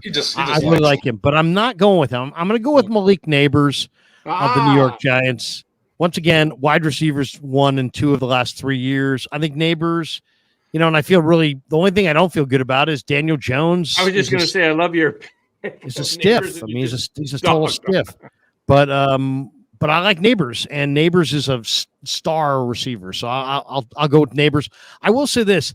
After watching the games today, I really like Brian Thomas Jr. in Jacksonville. He had a touchdown today. He had 17 touchdowns last year. Pick. I love Brian Thomas, but I'll go with Malik Neighbors. I'll leave you guys somebody else. Go ahead, Los. Yeah. Thanks for that cheat. If you'd asked me 24 hours ago, I like 2 receivers. I love Marvin Harrison Jr., but I think I love Brian Thomas more. I loved him coming out of LSU. I think he's underrated. He's long. He's physical. He's got speed. I think he's going to be Lawrence's number 1 guy immediately. It's not going to be Christian Kirk, so I'm going with the sleeper. I'm going with Brian Thomas Jr. Brian Thomas. One super here. Charlie said, "Did you guys see Ray McLeod?" Yes, we did. We talked about Ray earlier in the stream, Charlie. Appreciate that. Danny, who is your Offensive Rookie of the Year? If I went quarterback, I'd be thinking Bo Nix, but I'm not going to do that. I think he didn't look good today. Yeah, he didn't. I think I'm going to go with. I like Harrison better, but I like Josh Allen more. So I'm going Keon Coleman because I think he's going to turn out to be their number one wide receiver because they lost both Stephon Diggs and Gabe Davis. So I think they're going to make Keon the centerpiece of that offense, and he's going to put up 10 TDs and 1,000+ yards receiving this year. I like it. I like it. He looked good today. Kev, who's your offensive rookie of the year? I am going to go with Jaden Daniels. I think Jaden Daniels is going to play good this year. I think he's going to play really well. I think he's going to do it with his feet. I think just taking the Commanders from where they were last year to wherever they are this year, if that is a middle of the road team, I think that gets it done for Daniels. That's probably the safest pick of all the ones we did. That's probably the third string all pros got Brock Bowers. I think that's pretty good too. Bowers is pretty refined. Bowers had a number of receptions today. I think he had like 6 or 7 receptions. So yeah, Bowers is nice. All right, let's go to the NFL Offensive Player of the Year. There's the Offensive Player of the Year, the Defensive Player of the Year, and the MVP. I'll go first. I'm going to say NFL Offensive Player of the Year is Saquon Barkley. I just think Barkley behind a really good line is going to have the year that we've all expected out of him since college. I mean, he's an incredible talent, and kind of like CMC busted out with the Niners. I think Saquon's going to bust out with the Eagles. I think he's going to have a tremendous year behind that line. They got great receivers, which means he's not going to run into 8-man boxes like he did in New York every week. I think Saquon is going to love playing for the Eagles. Saquon, Offensive Player of the Year. I'm going to go with Bryce Hall. Oh, that's who I was going to take. I think he's a poor man CMC. He's younger. He's bigger. He's running behind a better offensive line this year. He's more than a year out of his ACL injury. Guy catches a lot of balls, and he's gonna make a lot of plays, and he's gonna put up some serious stats this year if he stays healthy. So going with Bryce. All right, Danny, what do you think? Took my sleeper pick, so I don't want to piggyback. Hey, this isn't the Giants post game wrap. You can take you can double up if you really. It's your season long pick. Yeah, I just think I like to be a little different, so I'll go Tyreek Hill. Tyreek Hill, that's a good one. That's a good one. He's very productive. Kev, who are you going with? Offensive Player of the Year. I think this is tough because I don't want to go with. I'm just gonna roll. I would have gone Saquon, but to be different, I'll go CeeDee Lamb. I know he already put up amazing numbers last year, but he's the only guy there. I think they're gonna do what the Cowboys do, which is win regular season games, make the playoffs, and have a high top of the NFL offense. And I think CeeDee Lamb's going to be on the other end of a lot of those plays. So I'll go CeeDee Lamb. CeeDee Lamb. All right, there you go. NFL Defensive Player of the Year award. I'm going to go with Danielle Hunter. Danielle Hunter's now in Houston. They got a great secondary. They're going to score points. I know they struggled today, but I think Danielle Hunter on that Houston defensive line, since there's other guys there, I think he has a great year. I like Danielle Hunter to be the Defensive Player of the Year. Going Micah Parsons, contract year. He's unblockable, plays on the top 5 defense. When Dallas gets the leads, they're just unblockable, and he is especially. So he's going to threaten the sack record this year, in my opinion. So going with Micah. He wants to get paid too, just like CD and Dak. A lot of people voting for Max Crosby. A lot of votes for TJ Watt. Danny, what do you got? I'm going with a full training camp and the designation of a captain for the first time. I believe it's the first time. Nick Bosa. Nick Bosa. Okay. Kev, what do you got? Are you going Defensive Player of the Year? I feel like the most likely outcome is a TJ Watt especially after today, just seeing where he's at. But if I'm betting, I want Aiden Hutchinson. Aiden Hutchinson, he's young. He's coming on. I saw him tonight. He looks like a freaking monster. He's a monster. And those poor defensive tackles for the Los Angeles Rams looked like they were shitting their pants trying to defend this guy's spin moves and just twirling around, going around under. He's just agile, strong. I mean, he's a monster, dude. And I think this is his breakout season. It's a good pick. That's a good one. Player. All right, now it is time for our MVP. Who are you going with for the MVP? I'll tell you, it's hard to make this pick today because they lost to the Patriots, but I'm going to say Joe Burrow. He only played 10 games last year. I know he looked bad today, but there was no T. Higgins. Jamar Chase has sat out a lot of practice. They never get off to a good start. This guy's 3-1 in his career against Mahomes. He's got 7 game-winning drives on his NFL resume. Joe Burrow, I thought, was playing at a crazy high level when the Bengals came to Levi's and slapped the Niners around in week 10 or whatever it was last year. I like Joe Burrow. He didn't look good today, and it's hard to make this statement today, but I'm going Joe Burrow. What do you got, Los? I'm going to go Pat Mahomes. He's got more weapons this year. He puts up big stats with no weapons, so Xavier Worthy, Brown when he comes back. I just think Mahomes is going to have a monster year. Danny, who's your MVP of the NFL? Well, I'm not trying to be a homer, but yeah, I think Brock's got a chip on his shoulder. Yeah, you are. And don't I'm the No Homer Network. I'm going to go with Brock. I'm going with Brock Purdy. No Homer Network. Going with Brock. Kev? All right. You going with Brock as well? No. But I do feel really, really good about this pick. And I almost want to throw money on this because I feel so good about this. Oh, here we go. I can just see the story aligning for Josh Allen to get the MVP. He loses his wide receiver 1. Now he has to do it all by himself with a gang of weapons, but no one of his weapons is that big time of a player. He's going to do it with his legs. He's going to do it with his arm. They're going to win games. Maybe the 1 seed. He gets the MVP. Okay. All right. Josh Allen. He's got some really young receivers. So if he makes it happen this year and he can control those turnovers, that will reflect nicely on him. All right. Now we're getting into the part of the program where you really got to have some serious knowledge. The assistant coach of the year. The assistant coach. Dumpster diving now, huh? I'm going to go first. And I know this is going to be unpopular, but I really feel good things are coming. I like what I'm seeing and hearing from Nick Sorensen. I think he's the right guy for the Niners at the right time. The players have bought in. He was a player's pick, right? The players pushed for Nick Sorensen. He gives them continuity, but somebody who knows who hits the ground running. I think what you're going to have this year is something you didn't have last year. Samuel says Larry's being a homer. No, I really believe this.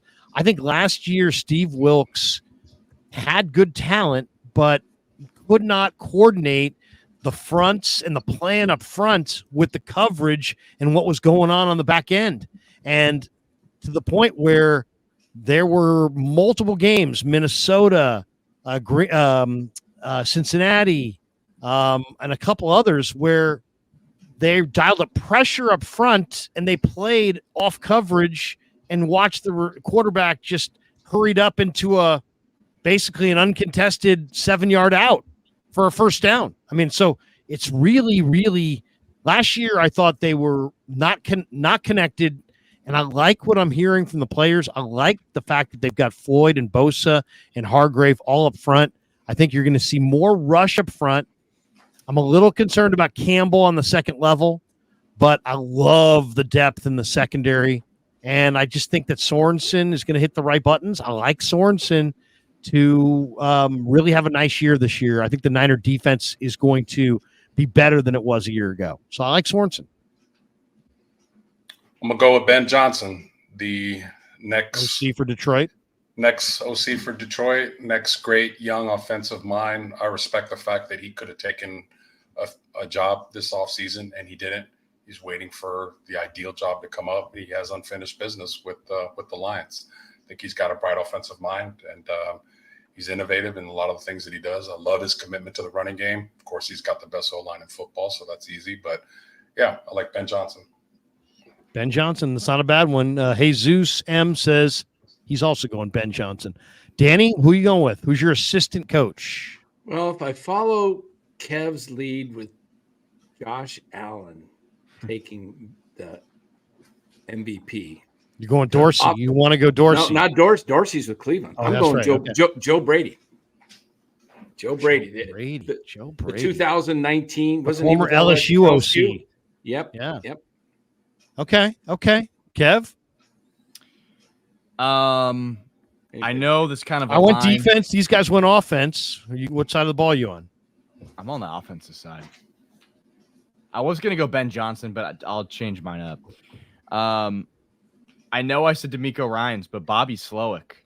Nice. Kind of makes more sense with when I was talking about Stroud and just that being the reason why D'Amico would win. Obviously, he's a defensive coach. Bobby Slowick is the guy in charge of that offense, and if that offense is humming, he has a good shot. Wow. I like that one. A good one. Okay, once again, one more where you got to have some knowledge. Who is your vote for NFL Executive of the Year? I will go first. I like Omar Khan of the Steelers. Here's why. I think he got the best center in the draft in Zach Frazier, the best tackle in the draft in Troy Fatanu, the best guard in the draft in Mason McCormick, and he got Peyton Wilson, who I think is a once-in-a-decade type player at linebacker. And that's just what he did in the draft. And then in free agency, Fields and Russell at quarterback, we'll see which of those guys ultimately, proves to be the guy, or maybe hopefully one of them will. But they also got Cordero Patterson. He picked up Patrick Queen from the Ravens. They drafted after the draft they signed Beanie Bishop, who had a great summer as a slot corner. I like what Omar Khan did this summer. He may not get the award because linemen take time to develop, but man, when they look back at this year and they see that they got Frazier, Fatanu, McCormick, and Peyton Wilson all in one draft, I think history is going to record Omar Khan as having a phenomenal 2024. So I'm going to say Omar Khan, Executive of the Year. I'm going to go with Ryan Poles of the Bears. I just think as far as quick turnaround and to go from a handful of wins to maybe possibly making a run at the playoffs, did a great job in free agency. We'll see what happens with Caleb Williams. That's going to really make his mark. If Caleb plays well, I think he's a cinch for the award. But I'll go with Ryan Poles. Danny, who you like? Well, I'm sticking with the Houston theme. I'm going Nick Cassero. You like that, Casario, the former Patriot. I mean, you got Diggs in the offseason. Yeah. They had a great offseason. I mean, look what they added. Yeah. Daniil Hunter, Aziz Al-Shaair, right? Isn't that, or is Al-Shaair? No, where's Al-Shaair? Is he in Tennessee? Tennessee. He's in Tennessee. Yeah, but they got Daniil Hunter. They got Stephon Diggs. They had a real good draft. Yeah, that's not a bad one. Kev, who do you got? I think I'm gonna go Eric DeCosta. No, this is a kind of a random pick. Yeah, Ravens. One of the best GMs in the game. If Derrick Henry works for the Ravens, it's gonna be because the way that his synergy with Lamar Jackson and the way that they can do that run game is going to be perfect. And I think if that works, it's going to be looked at as like a genius move because it was a perfect back for Lamar Jackson. I'm not sure if it's going to work. It's coming off a week where they just lost. But that would be like it would be looked back upon as like this was the move that sent them over the top. Not to mention their draft class that I personally always love the Ravens draft classes. I'm not sure why. Maybe I should go work for the Ravens. But Nate Wiggins was my favorite cornerback. They drafted him. They drafted Roger Rosengard, great tackle in the second round. Adisa Isaac, TJ Tampa, a bunch of other guys. Devontae Walker, who some people didn't like. But I just think there's a number of good moves there for the Ravens, especially if they can make the playoffs. I'm trying to think, do they have any other big moves in the offseason I'm not noticing? Well, they lost Queen, but they brought back their tackle or their defensive tackle with Matabuke. Yeah, they re-signed Matabuke. They re-signed Justin Matabuke. But yeah, who else the Ravens had? The Ravens in the offseason. Kyle Van Noy was. They had a Derrick Henry. I mean, that was the big one, right? Yeah, they had a Derrick Henry. And that was the big one. Looking at their defense, they signed Eddie Jackson, the veteran safety. They drafted Nate Wiggins. Yeah. Okay. Not bad. Okay. Couple last ones. Somebody here in the chat. We've got this one. Let's hit a couple more of the stars of the chat. Let's see. We got this one from Chem707. Coach of the year is going to be Kyle Shanahan. No lie. Charlie said, did you guys see Ray? Yes. We also have a couple other ones here. Samuel Rosario says Grant McCray destroyed the Padres last night. I did see that. Marco Luciano and Fitzgerald tussle today. They fought together. They argued. They argued in the dugout. Yeah, there was a pop up that they dropped. That it was like 30 feet inside of second base, and Luciano was under it, and Fitzgerald came way over and knocked it out of his glove. Something to talk about. Scott Donald says award for the most overhyped player going into 2024. Who do you guys give the award to for the most overhyped player of 2024? I'll go first.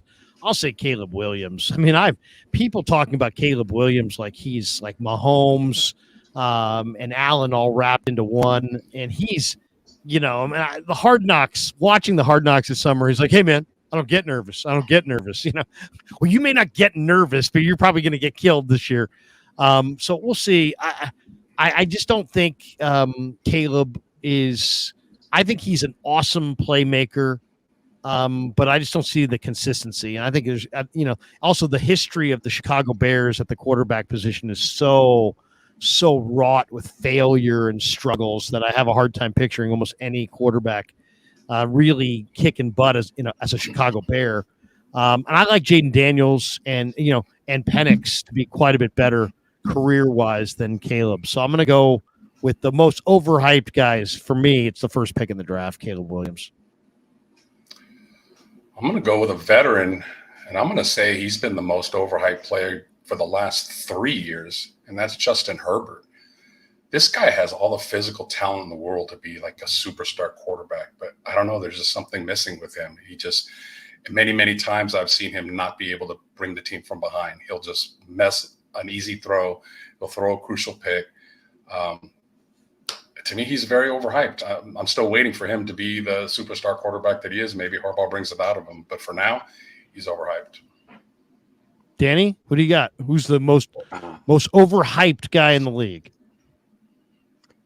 Wow. That's a tough one. Well, locally, it's kind of Aiyuk, isn't it, right now?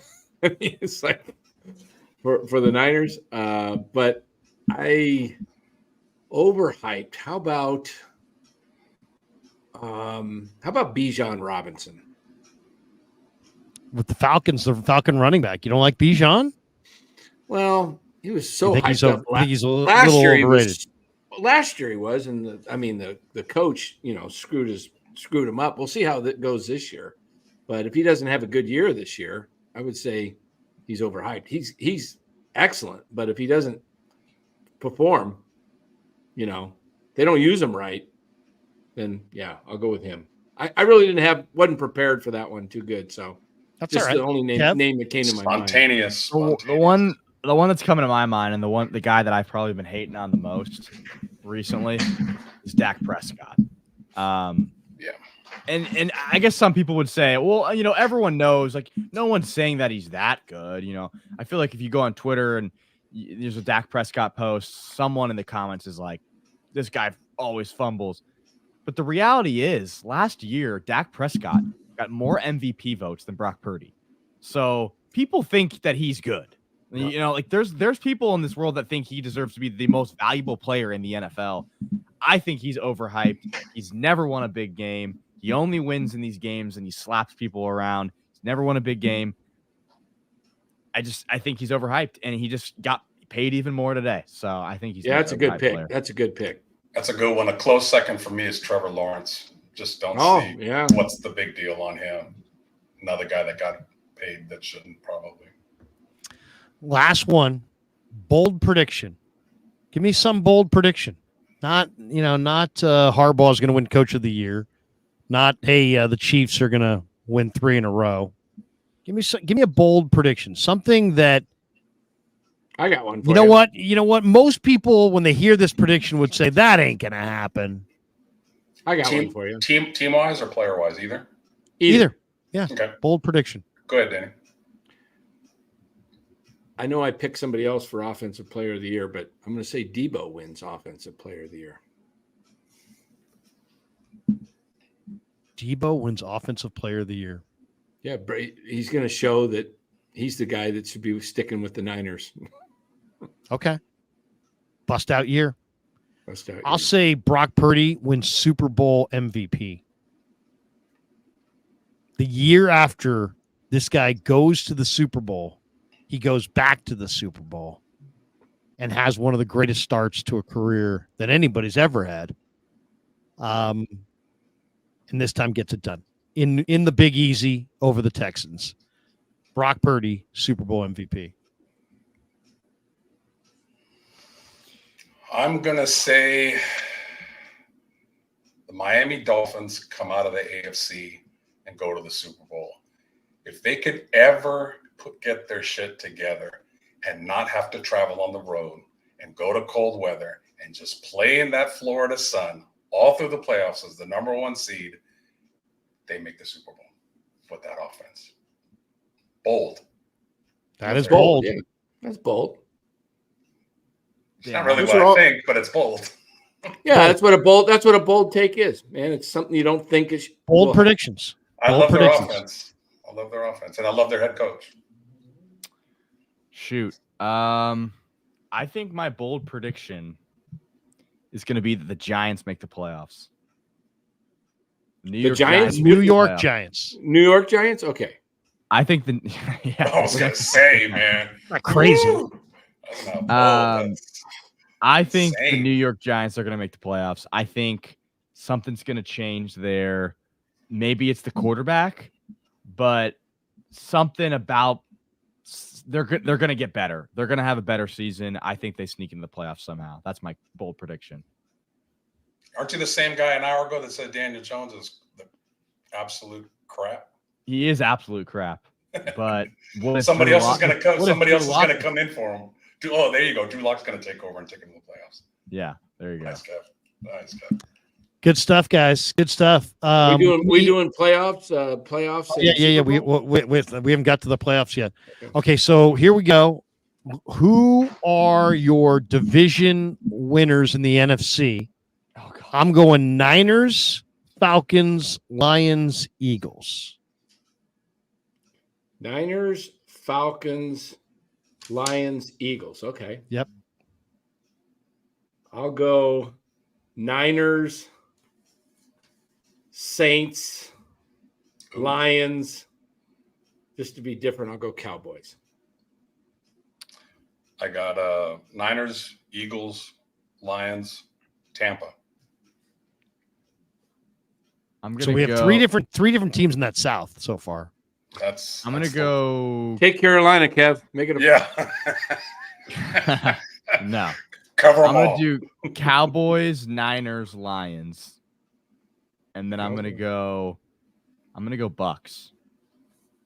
Okay. Bucks. Well, so Cowboys, Niners, Lions, Bucks. All right, my 3 wild cards in the NFC: Dallas, Rams, Commanders. Green Bay out. Ooh, Dallas, Rams, Commanders. Whoa. All right. I'm going to go. Who did I pick for the division? I picked Dallas. Okay, I'll take Eagles. I'll take the Rams and the Packers. Scott Donald says Larry's drunk. Go ahead, Los. What do you got? Packers, Rams, Bears. Bears sneak in. Kev, your wild cards? Eagles, Rams,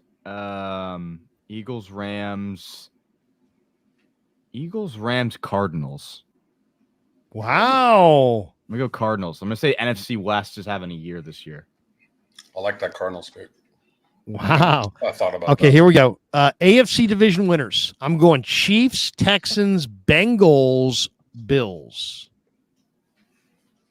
Was that Chiefs? Chiefs, Texans, Bengals, and Bills. Okay. I'm not feeling good about Bengals Go today, ahead, though. Los. Go ahead. I got the Chiefs, I got Miami, I got the Ravens, and I got the Texans.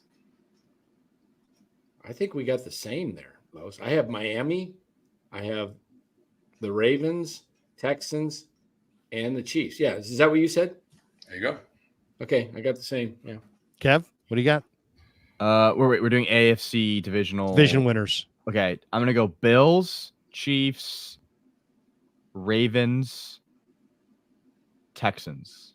Gotcha. So Pretty you're pretty chalky. It's pretty chalky. pretty chalky. 3 wild cards in the AFC. I'm going since my division winners are Kansas City, Houston, Cincy, and Buffalo. My 3 wild cards are Miami, Baltimore, and Pittsburgh. And since my division is Chiefs, Dolphins, Ravens, and Texans, my wild card are the Bengals, the Jets, and the Bills. 3 out of the AFC East. My wild cards are the Padres? Bills. Yeah. The Bills, the Bengals, and let's go a little crazy here. Let's go Colts. Little AFC Anthony Richardson. Okay, Kev, what do you got? I'm gonna go Bengals, Dolphins, Jaguars. Jaguars. Wow. Okay. AFC champions. I'm going the Houston Texans. I think it's their time. I think the Deshaun Watson trade and the aggressive moves that they've made in the last, offseason, D'Amico, Stroud, all the talent on D. Give me the Texans. Youth is served. Texans. I back that pick. I concur. I like the Texans. I think they're going to make a move at the deadline to shore up the defense even more. The offense is set, and love D'Amico Ryans. Well, since I took D'Amico to win Coach of the Year, and I bet on the Texans in the offseason, I got plus 1,400, I think. And I will stick with the Texans. That's 3 in a row. Wow, we like the Texans. Kev? Well, I'm not going Texans. Okay. He's going to go Chiefs? Chalk? I'm going to go – no, I'm not going to go Chiefs either. I'm going to keep it going with the Josh Allen train. I'm going to go Bills. Bills can do it. Hey, man, I think due. Josh Allen's going to get one of the – yeah, he's going to get it one of these years. He's going to win one of those AFC Josh Allen's going to win the Super Bowl.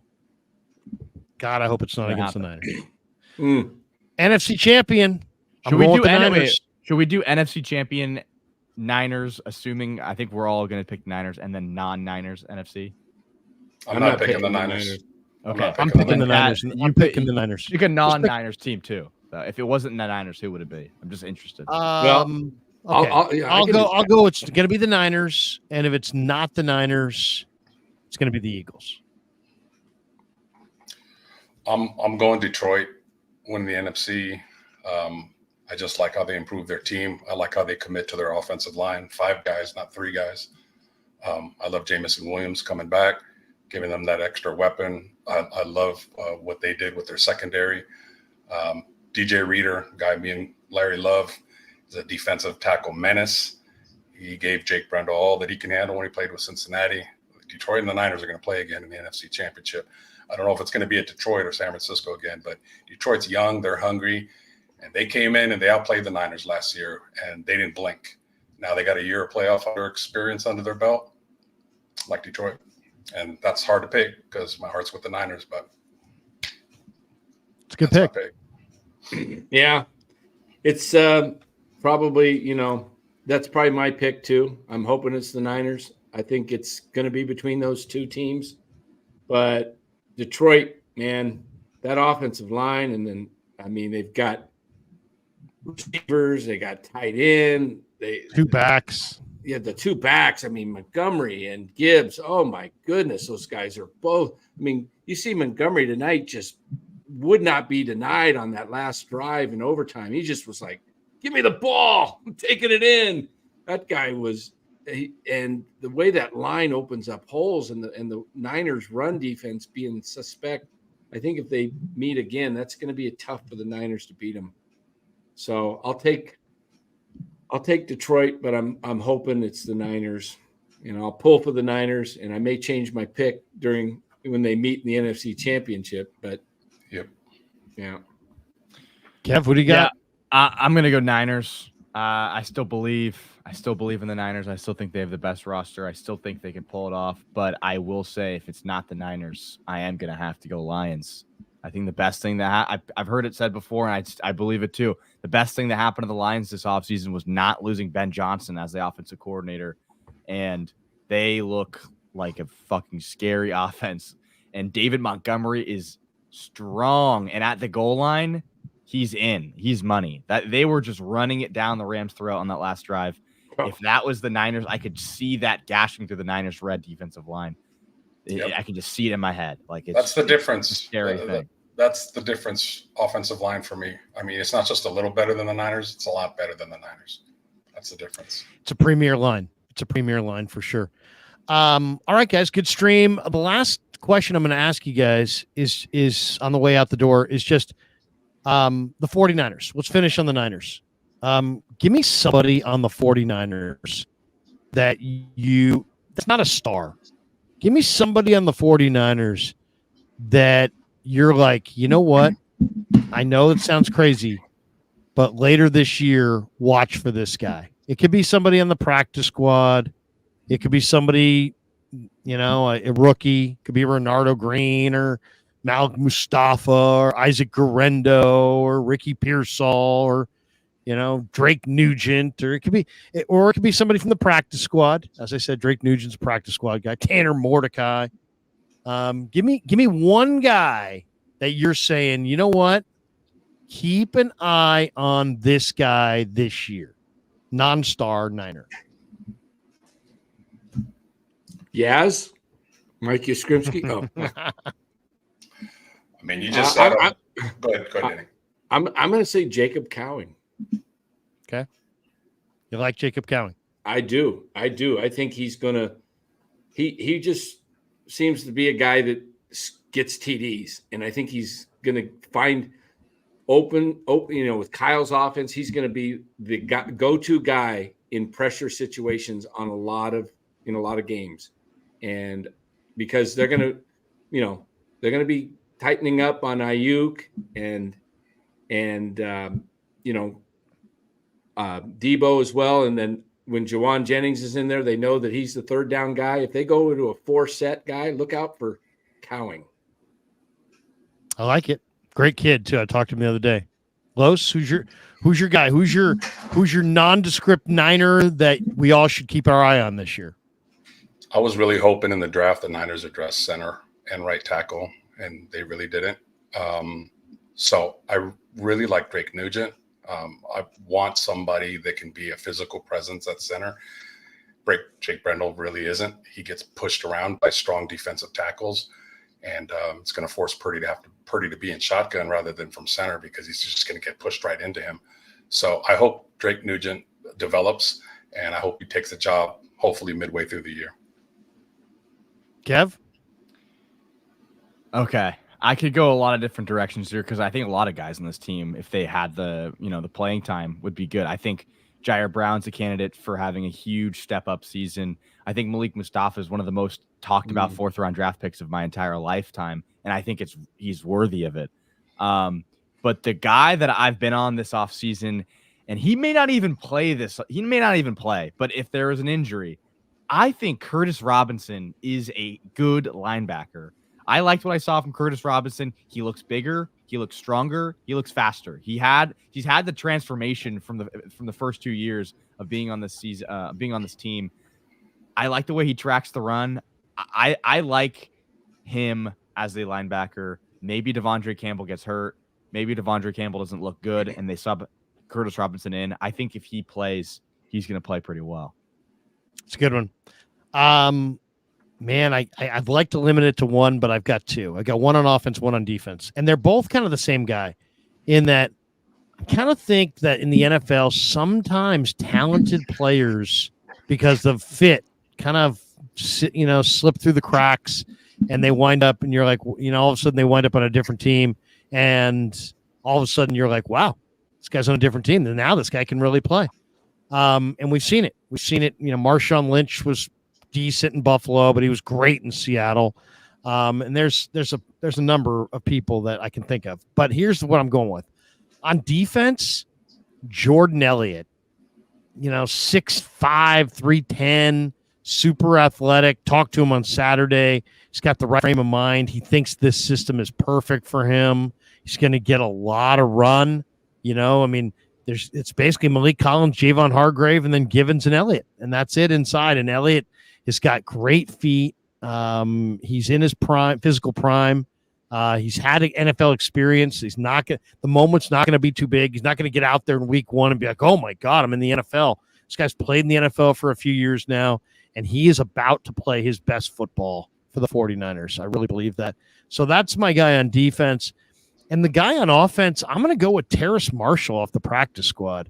I talked to him this week, and man, Terrace Marshall, I asked John Lynch about Terrace Marshall and figured he would say something. And sure enough, his answer was we don't know what happened in Carolina. We think we had a really high grade on this guy coming out. We thought he was going to be much better than this. I talked to him in the locker room. He hasn't had any injuries. He still runs 4.37. He's 6'2". He's got huge hands. He can pluck the ball with his hands. He knows how to run routes. He's been on a team in Carolina that he's only 24, by the way. Everybody always consider, well, he's a bust. He's been around the league. He's 24. He's had 3 different head coaches, 4 different offensive coordinators, and just really bad quarterback play from Carolina, I think, has been why he has underachieved since he was a 5-star in Louisiana in high school, won a national championship, was a key player on that team. So Terrace Marshall, I talked to him as far as he's got his head on straight. He knows it's a great opportunity for him. And I think he's probably going to have to wait a month, maybe 2 months for, the herd to thin out with an injury here or there. Hopefully nobody serious goes down, but Terrace Marshall will be needed at some point. And when he is needed, I think you guys are going to like what you see. He looks phenomenal at practice. Phenomenal. I would not tell you he looked good if he didn't look good. He looks phenomenal. There's Larry, can he block, Larry? Because that's a must with Kyle. I don't know if he can block. I'll say this: he's big and strong as far as a receiver, but just watching him with the other receivers run the drills, and you're sitting there watching this guy, and the Niners have some good receivers. It's a really good group, and you can see the separate. You can see the movement ability. This guy is a big guy who can run. So, I agree with Lynch. It's like, I don't know what happened in Carolina, but I think he just fell to the Niners, and I know everybody passed on him. But if you watch his film, there's separation there. So it's like he's separating. He's got the speed. So I watch out for Terrace Marshall. It's probably going to be, later in the year, November, maybe December, but watch out for Terrace Marshall. Nice. Wow. What do you that Mustafa pick in the 4th round, was that the pick they got for Trey? Yeah. Wow. He's looked great too. And I'm surprised nobody went with him. Yeah. Wow. They turned that around. Well, that does it for us. We're 2 hours and 10 minutes into this. It's 11:17. We're going to call it right here. We got a big day tomorrow. I'm on tomorrow morning at 9 a.m. with Damon Bruce on our Wake Up, brought to you by Sam's Chowder House. I want everybody in here to like and subscribe over here. And, of course, go to NorCal Sports Network and give Danny a follow. And did you get that link, Kev? Yeah, it's in the description of the show notes. Oh, it's in the show. Okay. Danny's channel. Yeah, head on over there. We're streaming live. It's a dual hooked up on my channel right now as well, Los and I. And we bring Bora in as well quite a bit. We talk football. We're not just a Giants baseball channel. God help us. Oh. Whew. The Giants cannot contain Danny. I divorced them at the trading deadline. Oh man, yeah. I told him I'm dating other teams. See, I wear the hat of every winning team. If you look up there, there's the hats of the standings of all the teams. You see that orange one over there in the right corner there at the 4th place. And I said I have had it with the Giants. If they win, I'll put an SF hat on, but it ain't going to be orange. I'm wearing this hat if the Giants win. I've divorced them. Get me they have done nothing for me. So go out and get a facelift, go get a boob job and great. Anyway, Yes, everybody go join NorCal Sports Network. Danny's gonna be doing some football this year, and he's a good follow, and he'll be on talking football throughout the year. Thanks to Los, thanks to Kev, thanks to New York Style. Thanks to Pig and a Pickle. I'm thanking my sponsors from years ago. And also thanks to Mancini's. Mancini's Sleep World is a proud sponsor of the Krug Show. They offer a 120-night guarantee with a range of brands and price points. With Mancini's, you get free next-day delivery. Click the link below or go to sleepworld.com to find a bed that works for you. Whether shopping online or visiting in store, use the code Krug10 and get 10% off. That's Krug10 to get 10% off in store or online at sleepworld.com. For Los, for Kev, for Danny, I'm Larry. Have a great night, everybody. Peace. Yeah, never met a man I've been scared of. Careful, you gon' get exactly what you ask.